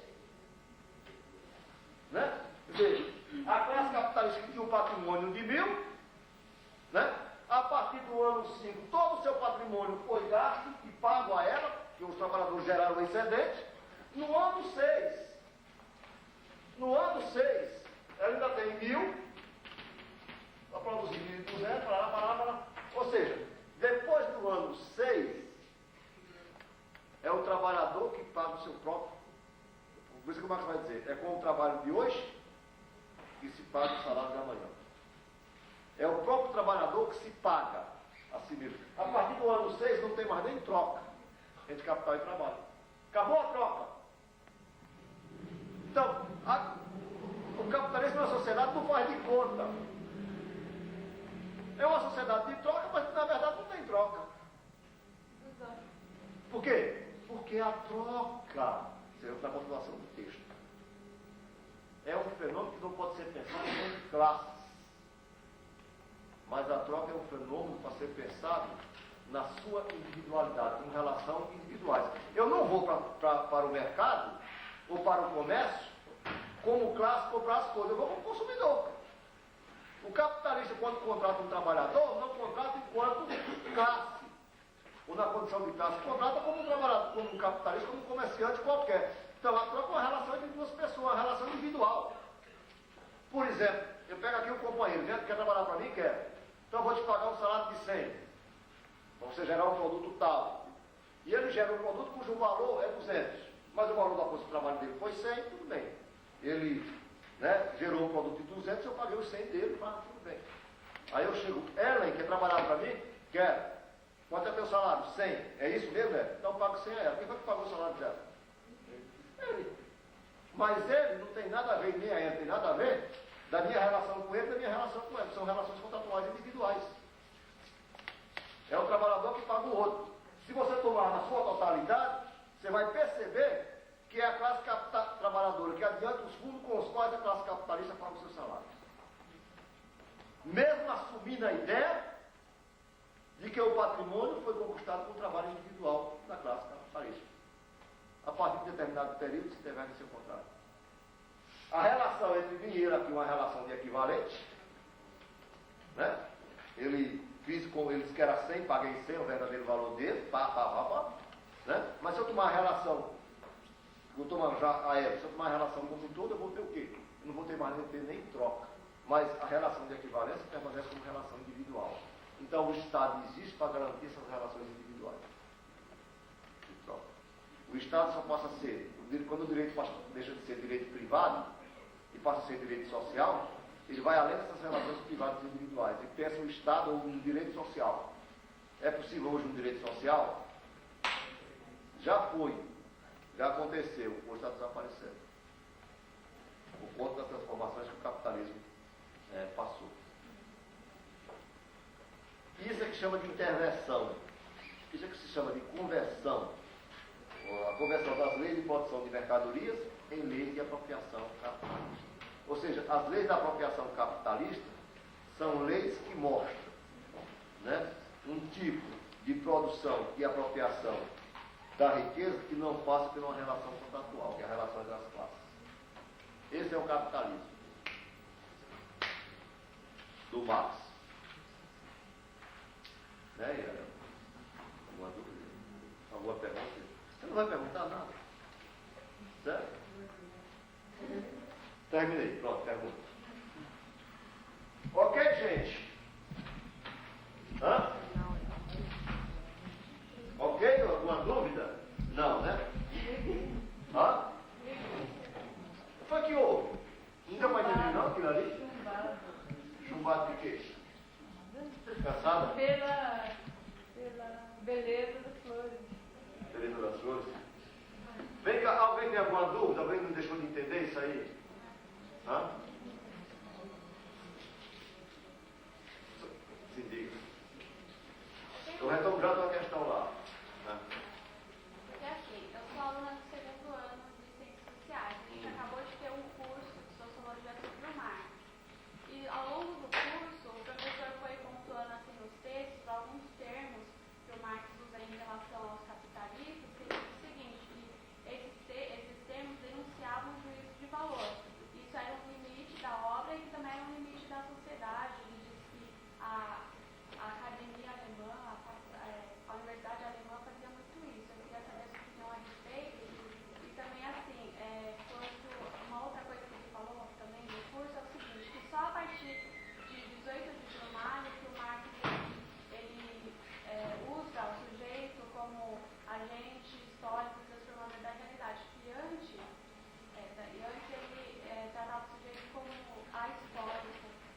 Aí eu queria saber também. Como é a primeira aí?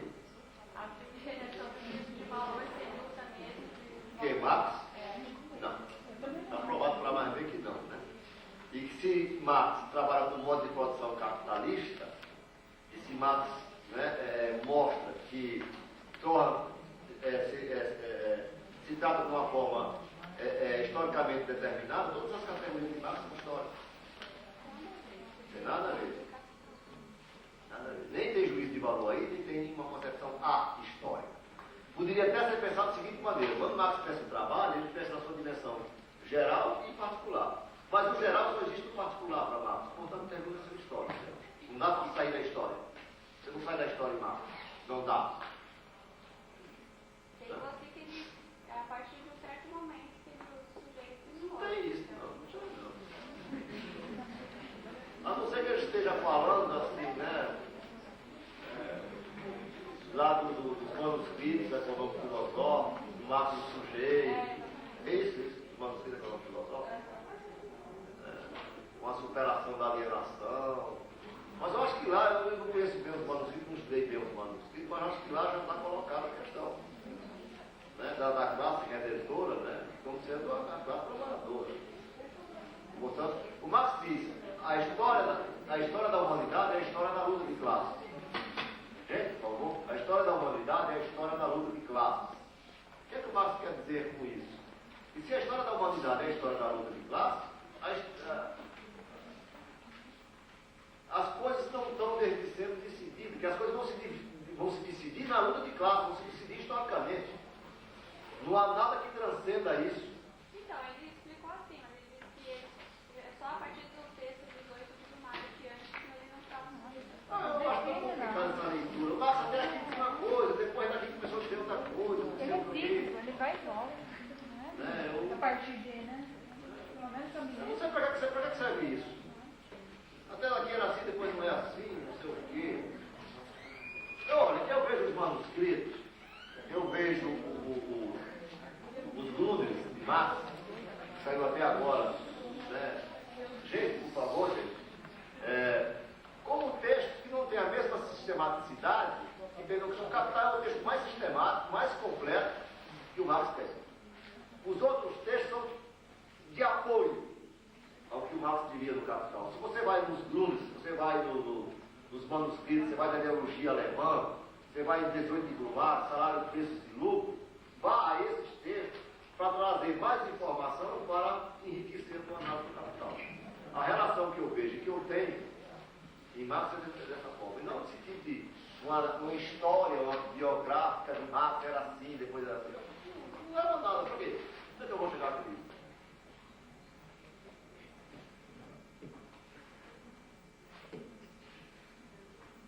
Mulher, como é que eu meto o fetichismo aí?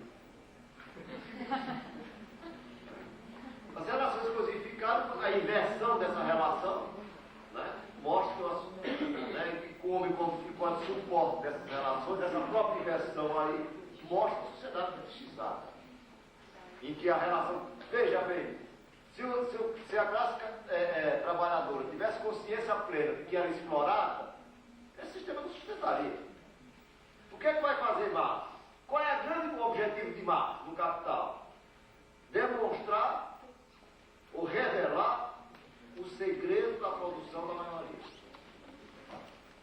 Veja, nós partimos da aparência aonde estão os indivíduos, nas suas relações de comerciantes, aonde todos são considerados como iguais, proprietários e livres. É assim que o mundo é na sua aparência imediata. Mas quando eu saio dessa aparência, entro na essência e penso a unidade, aquele ponto de partida, teoricamente, pode ser negado. Marx faz uma teoria para mostrar aquilo que não se enxerga na realidade imediata. Por isso é que o Habermas vai dizer, olha, a teoria de Marx, ou pelo menos uma das categorias centrais de Marx, que é a ideologia da troca justa, que é a ideologia, que é o fetichismo, a ideia de que a troca é uma troca entre iguais, Marx mostrou que a troca não era entre iguais, aquilo que o Marx fez não precisa mais fazer hoje, não. Então o Marx está superado. Por quê? Porque o próprio Estado, o Estado social, reconheceu que a troca de capital e trabalho é uma troca estruturalmente desigual e que o Estado entrou justamente para corrigir essa desigualdade. Ou seja, a intervenção do Estado tornou o sistema mais transparente. Quer dizer, a própria classe ou a própria classe capitalista e a classe trabalhadora reconhece que não são iguais, embora apareçam como iguais, nas relações contratuais individuais. Então, para que mais agora fazer uma teoria para desvendar um segredo que na prática já foi desvendado? Então, o Marx está superado. Então, não precisa mais uma teoria do fetichismo, não precisa mais uma teoria para mostrar o segredo da mais-valia. A tese que eu defendo é, com a cooperação complexa, o segredo da mais-valia está mais encoberto que nunca. Eu sou um funcionário, a minha partir do ano 6 não há pagamento de salário. Ele continua apenas individual, mas nem no plano individual há mais pagamento de salário. Eu sou funcionário do Bradesco e do Real, mas eu não sou pago por isso. Aliás, eu pago para ser funcionário deles. Né? E porque eu pago o serviço e ainda presto serviço para ele, quando o telefone está corrigindo, ele manda que eu corrijo. O defeito com o telefone. Ainda gasto com o telefone. Paga ele e paga o telemarketing. Deixa de serviço. Quer dizer, né? O trabalho vivo não está mais dentro da fábrica, mas está lá dentro da minha casa. Está lá na minha relação quando eu passo no posto, quando eu passo no banco. Quer dizer, é uma exploração levada às últimas consequências, mas não se percebe essa exploração, nem se sente essa exploração.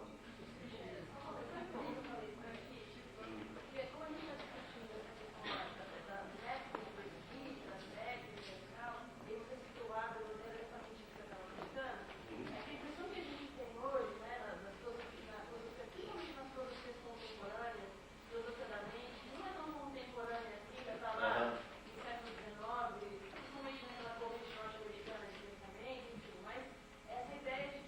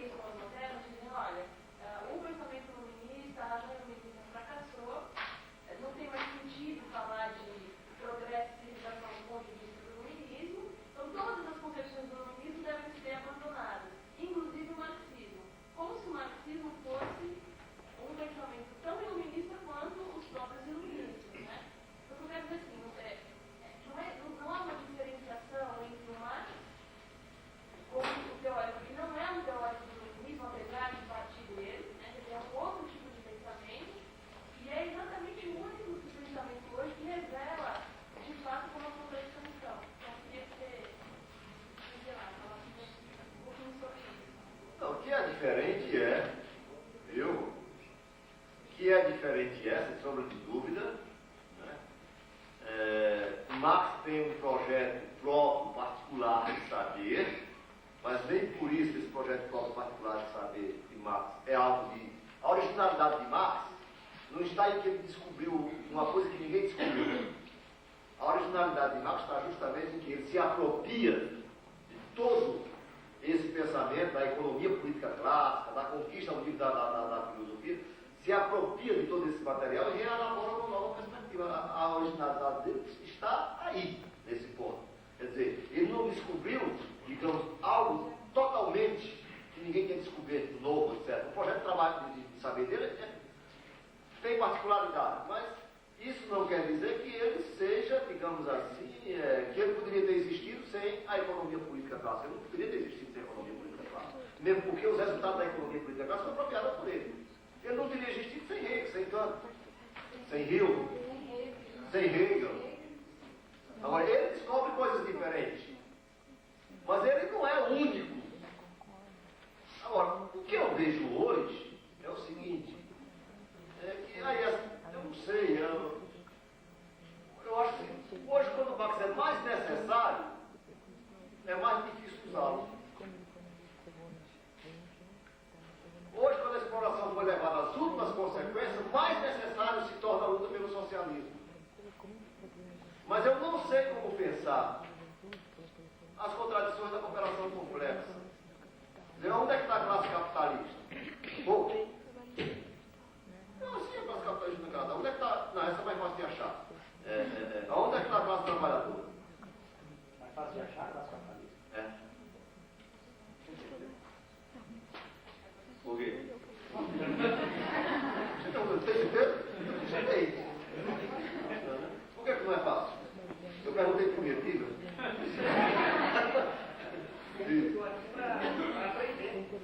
O companheiro lá estava procurando os inimigos e não achou, mas ele sabe onde eles estão. Eu acho que as capitalistas aparecem quando está lá no Congresso.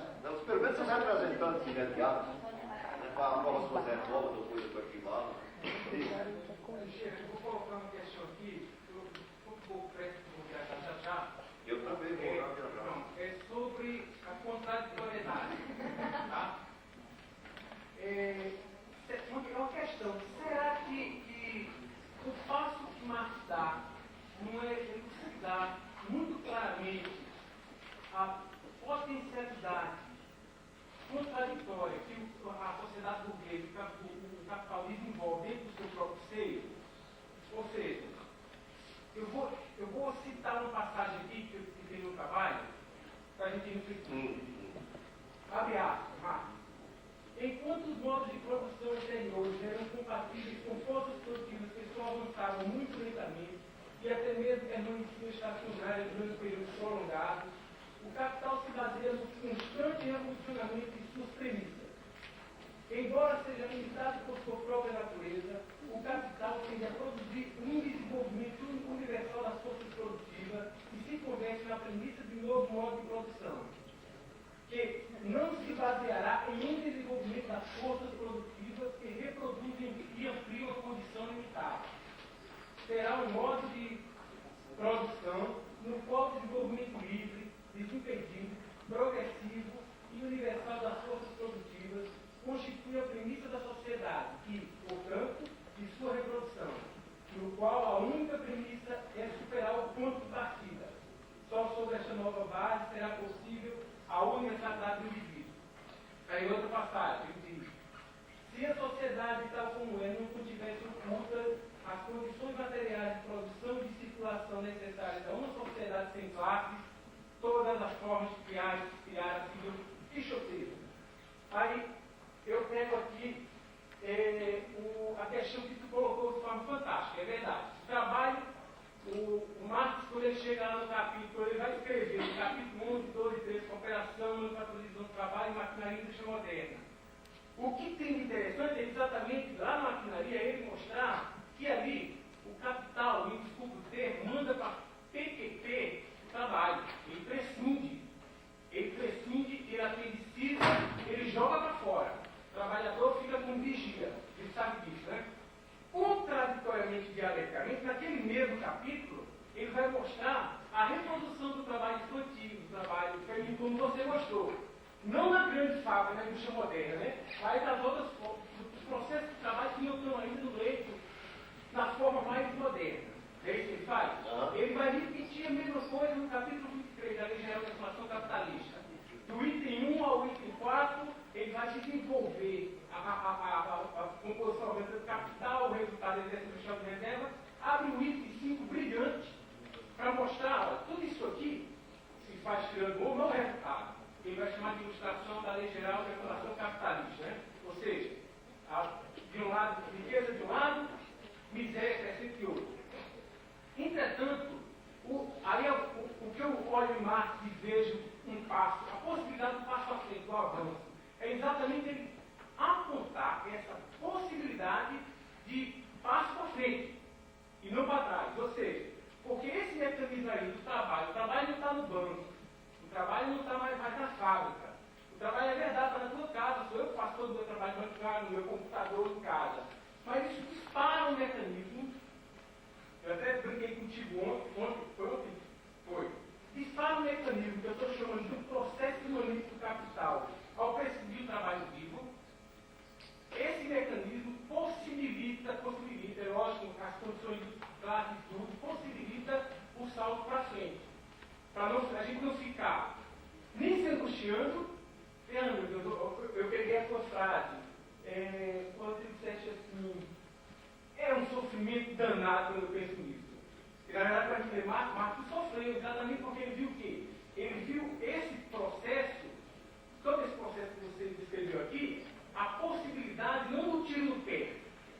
O capital, ao prescindir do trabalho vivo, jogar para ele de casa, não gerar as condições de distribuição necessária para dar conta da sua acumulação, ele dispara um mecanismo, que é o que eu estou chamando de um processo social imanente ao capital ao prescindir do trabalho humano, que pode sim levar a uma destruição. A essas formas que nós temos, essas mediações, o welfare state, as guerras, tu nos colocou aqui no primeiro dia, a superfluidade da mercadoria, da volatilidade, da destrutividade da mercadoria, não seriam todas essas mediações que tem, ou Marx chamou de contratendências a esse mecanismo, a esses sistemas que o próprio capital desenvolve.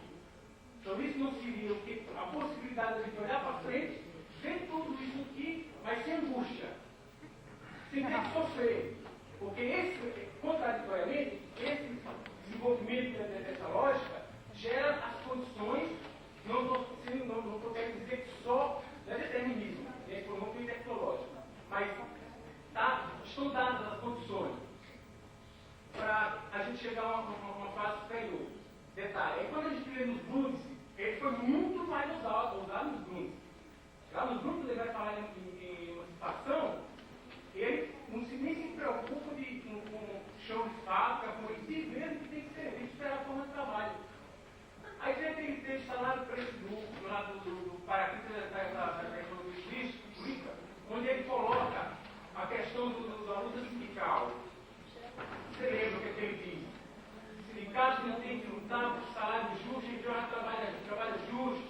Sindicatos têm que lutar pelo fim da sociedade, salário, alguma coisa assim. Você lembra, né? Por exemplo, são passos extremamente avançados ainda lá no século XVI. Isso aí é o segundo passo que aponta essa possibilidade de superação dentro desse próprio sistema. Bom, quem são os agentes? Quem é o agente dessa transformação? Quem são os agentes? Homens. Hein? Que homens? Aí que está o problema. Eu não queria cair aí não, porque se eu cair dos homens, que homens? Para Marx é a classe trabalhadora. A minha questão a minha preocupação é, onde é que está a classe trabalhadora hoje? Qual é a, digamos assim, a relação que existe que produz a identidade da classe trabalhadora hoje? Como? Porque como você está colocando as coisas, bom, são as contradições do sistema, etc. Mas um sistema em que a classe trabalhadora foi expulsa de dentro da empresa, de dentro da unidade de capital, de dentro das fronteiras do capital, e se tornado extremamente diluído em formas completamente diferenciadas, em que ninguém se reconhece nem como trabalhador, é complicado.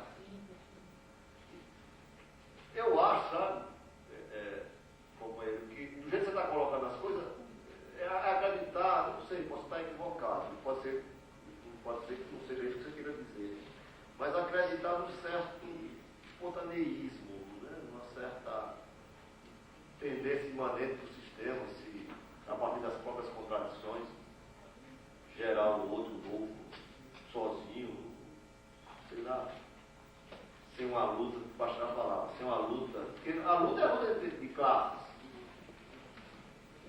Eu não sei como pensar essa luta, sinceramente, eu não sei como pensar essa luta. Eu acho muito difícil, acho muito complicado. Os partidos políticos estão se desmanchando, ideológicos, né? Na classe trabalhadora, os próprios sindicatos. Mas que a pessoa não pensa que está assim no final, como a gente está agora, muito cansado. Eu estou mais cansado do que mais enfadado do que eles não lembram que estava.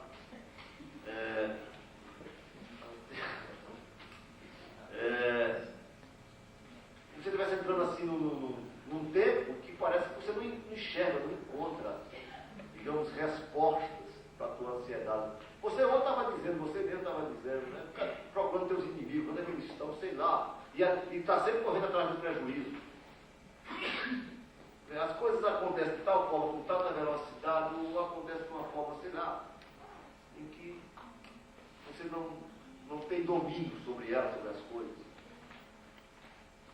Por exemplo, esse tipo de coisa que está acontecendo aqui, isso é bem dinossaurica, né?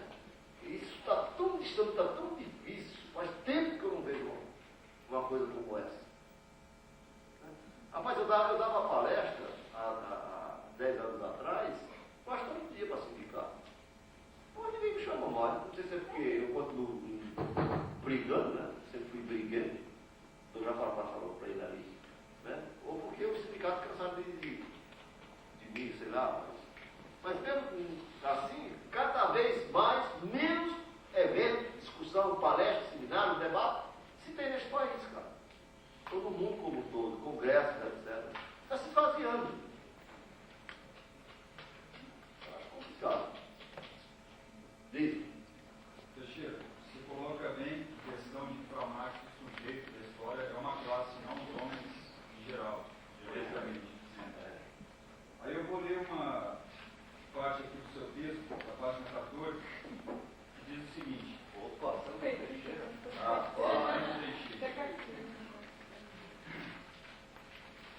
Cadê meu texto?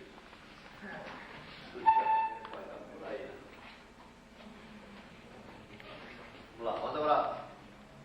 Marx certamente não concordaria com Rosa. Diferente desta, para ele, a apresentação do conceito de classe no livro 1 toma estas apenas como classes em inércia, como suporte do movimento do capital. Mais do que isso, nesse livro, as classes ligadas ao processo imediato de produção. Considerar esse fato é tomar a parte, desconsiderar este fato é tomar a parte de produção pelo todo, que só pode ser apresentado depois do desenvolvimento das determinações do processo de circulação do capital, expostas no livro 2. Mais do que isso, é jogar nos ombros dos trabalhadores ligados à produção a responsabilidade única pela revolução. Em outras palavras, é reduzir a luta pelo socialismo a luta unicamente obreirista. Pelo que eu pude entender, né, e pelo menos abstraindo um pouco dessa ideia, e de outras frases que a gente lê mais, até o Adilson perguntou a questão, que uma frase lá na ideologia alemã que incomoda, quando fala que a classe, né, que já é uma representação, né, ou seja, é a solução de todas as classes, né, essa frase incomoda e levaria a pensar nesse algo maior. Se não está além da classe que consegue vender a sua força de trabalho. Simplificando, classe seria a classe proletária, os que detêm os meios de produção, classe burguesa, os que detêm os meios de produção. A classe proletária, os que não detêm, tem que vender a sua força de trabalho. Isso é a única propriedade. Né? E simplificando, se conseguem vender ou não, continuam sendo proletários. Né? As ilustrações que Marx faz no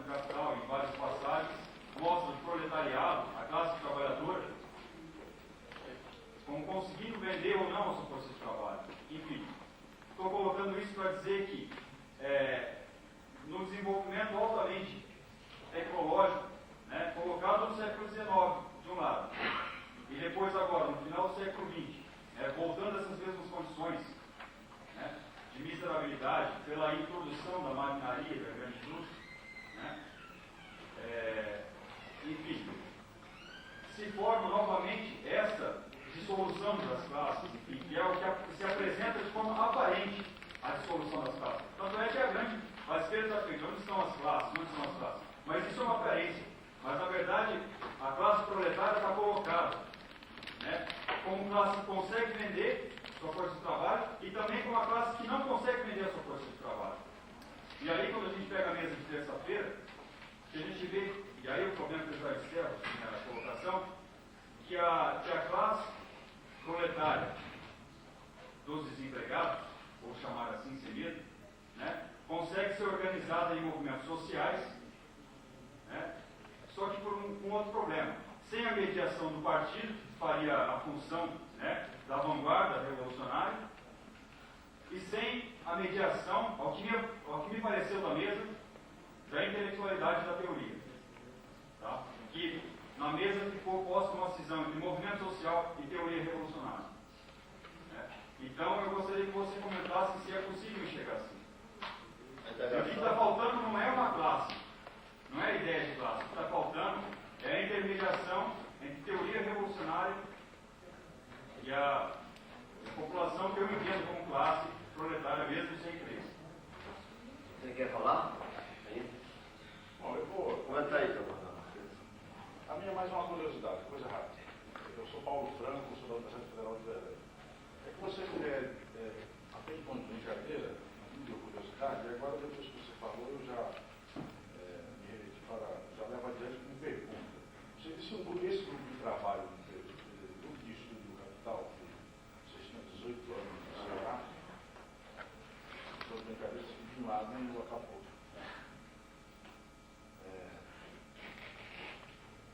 Essa sua percepção, que é quase um depoimento, que eu também me faço essa pergunta, onde está a classe trabalhadora, teria ajudado também a solução do grupo, para além de nada. E em segundo lugar,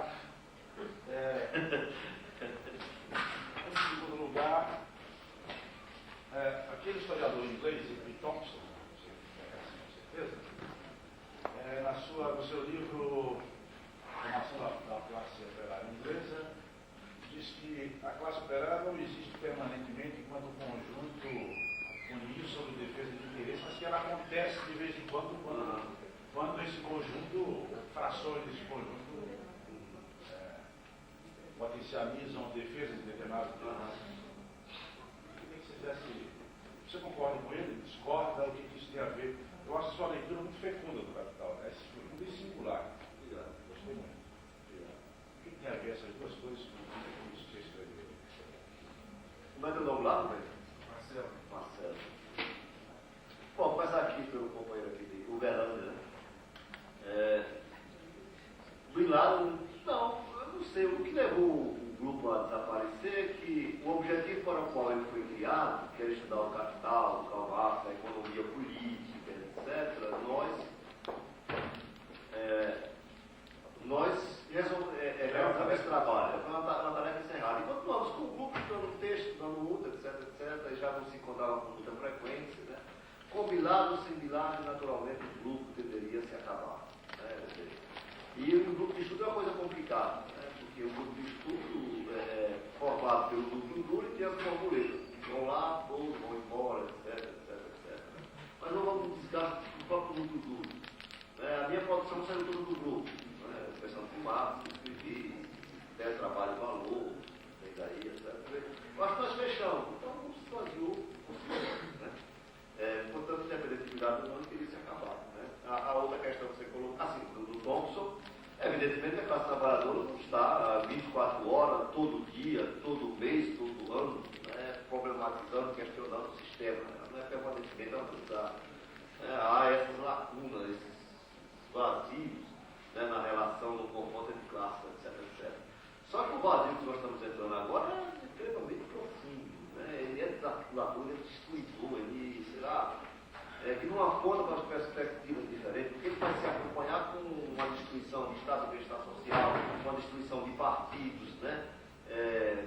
com o aparecimento eu acho, até de certas organizações sociais extremamente duvidosas, são as ONGs. Né? Eu olho para o caso do Ceará e vejo todos os grandes militantes do Ceará, da esquerda, né, que vieram da CUT, etc, todos eles agora na frente, né, de ONGs ou coisas que valem desse tipo. Né? E cada vez mais, menos se fala de socialismo. As pessoas vão parece até vergonha de abrir a boca e falar de socialismo. Né? Há, portanto, um esvaziamento, né, violento que, sei lá, que põe um certo ceticismo quase desesperador. Né? Eu vejo por aí, eu acho meio complicado. Quanto à questão do marco, a partir daí, Marcelo, eu acho complicado pensar essa articulação entre teoria revolucionária e movimentos sociais. Isso é uma questão tão complicada. A teoria está certa, o movimento está errado, o movimento está certo, a teoria está errada. Não sei, é complicado. Quer dizer, o Mandela que eu estou escrevendo umas coisas aí, né, para falar de social-democracia, a teoria está certa, mas está errada no movimento social. Se a gente olhar para a própria experiência do socialismo real, estava errado, e a teoria estava certa, a experiência está certa. Bom, não foi feito de acordo com a teoria, se tivesse sido feito de acordo com a teoria, teria dado certo, e pode-se fazer de acordo com a teoria.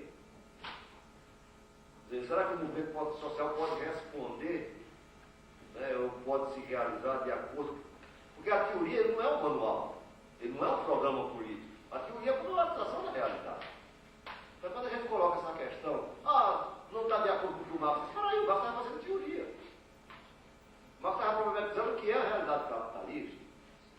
Essa teoria pode ser utilizada, pode ser usada para iluminar a praxe transformadora da realidade. Mas não tem que caminhar necessariamente de acordo com o que está com a teoria, não. O que eu percebi aqui, a de Olinda está fazendo. Ela estava aqui falando a mesma coisa que estava o Klaus, pensando a mesma coisa, mas como um diálogo surdo entre eles. Quer dizer, ela não precisa ler Mesaros para fazer o que está fazendo, com certeza. Nem precisa ler Marx para fazer o que está fazendo. Tá? Não precisa. Eu acho que não. Né? Marx ou a teoria revolucionária deve ser sim, pegando lá a concepção leninista, que é a elite. A elite não, são os grandes dirigentes da classe trabalhadora que vão trazer a teoria para dentro do partido e o partido, né, fazer essas transformações da realidade, levantar, etc, etc. Mas entre a política e a teoria há sempre um conflito. As coisas nunca batem, nem podem bater. E até quando não batem. Só me permitindo, minha preocupação é menos a relação entre teoria e prática e mais a sua angústia, como é de vários teóricos, né, da questão onde estão as classes, onde é que está o inimigo. Eu não sei onde é que está, não. Então, esse é o problema. Eu estou colocando que me parece que o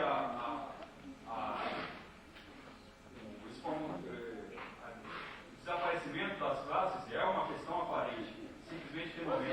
Eu não sei se eu posso me perguntar isso. Não sei se eu posso perguntar. Posso perguntar? Não sei, eu estou perguntando. Não estou pedindo licença para perguntar também. Né? Eu estou perguntando de desaforado. Pode ser. Não sei. Se eu estou perguntando é porque eu tenho dúvida. Né? E eu acho que a realidade que nós estamos vivendo está mostrando. De uma certa forma, você acabando tudo, cara. E correndo atrás. Sempre correndo atrás. Nós estamos só perdendo. Se você analisar o estado do bem-estar social no mundo todo, está se desmoronando no mundo todo, cara. Não é verdade? Cadê os partidos trabalhistas? Cadê os partidos de esquerda? Bom, estão criando agora, né, o Partido da Esquerda Europeia. Né? É uma nova esperança, o Partido Comunista. Vamos esperar. O Giovanni criou o PCI, não o Partido Comunista Italiano, mas o Partido Comunista da Internet. Então, vamos esperar para ver se daí sai alguma coisa. O que ficou resolvido aí com o Giovanni? Para a gente ir? Não. Pode ficar? Eles vão lá? Bom, então, continuemos. Se voltar, talvez tiver mais algum questionamento. Eu não sei, viu, Marcelo? Eu não sei o que responder, cara. Só com a dúvida mesmo, né? Essa é a minha dúvida. Gente, eu acho que está todo mundo cansado de abrir a boca. Então, tempo. Gostaria de agradecer a vocês todos a paciência e colocar a disposição de vocês para outros eventos, para outros debates, se assim, né, vocês acharem tudo bem, né? Mas vai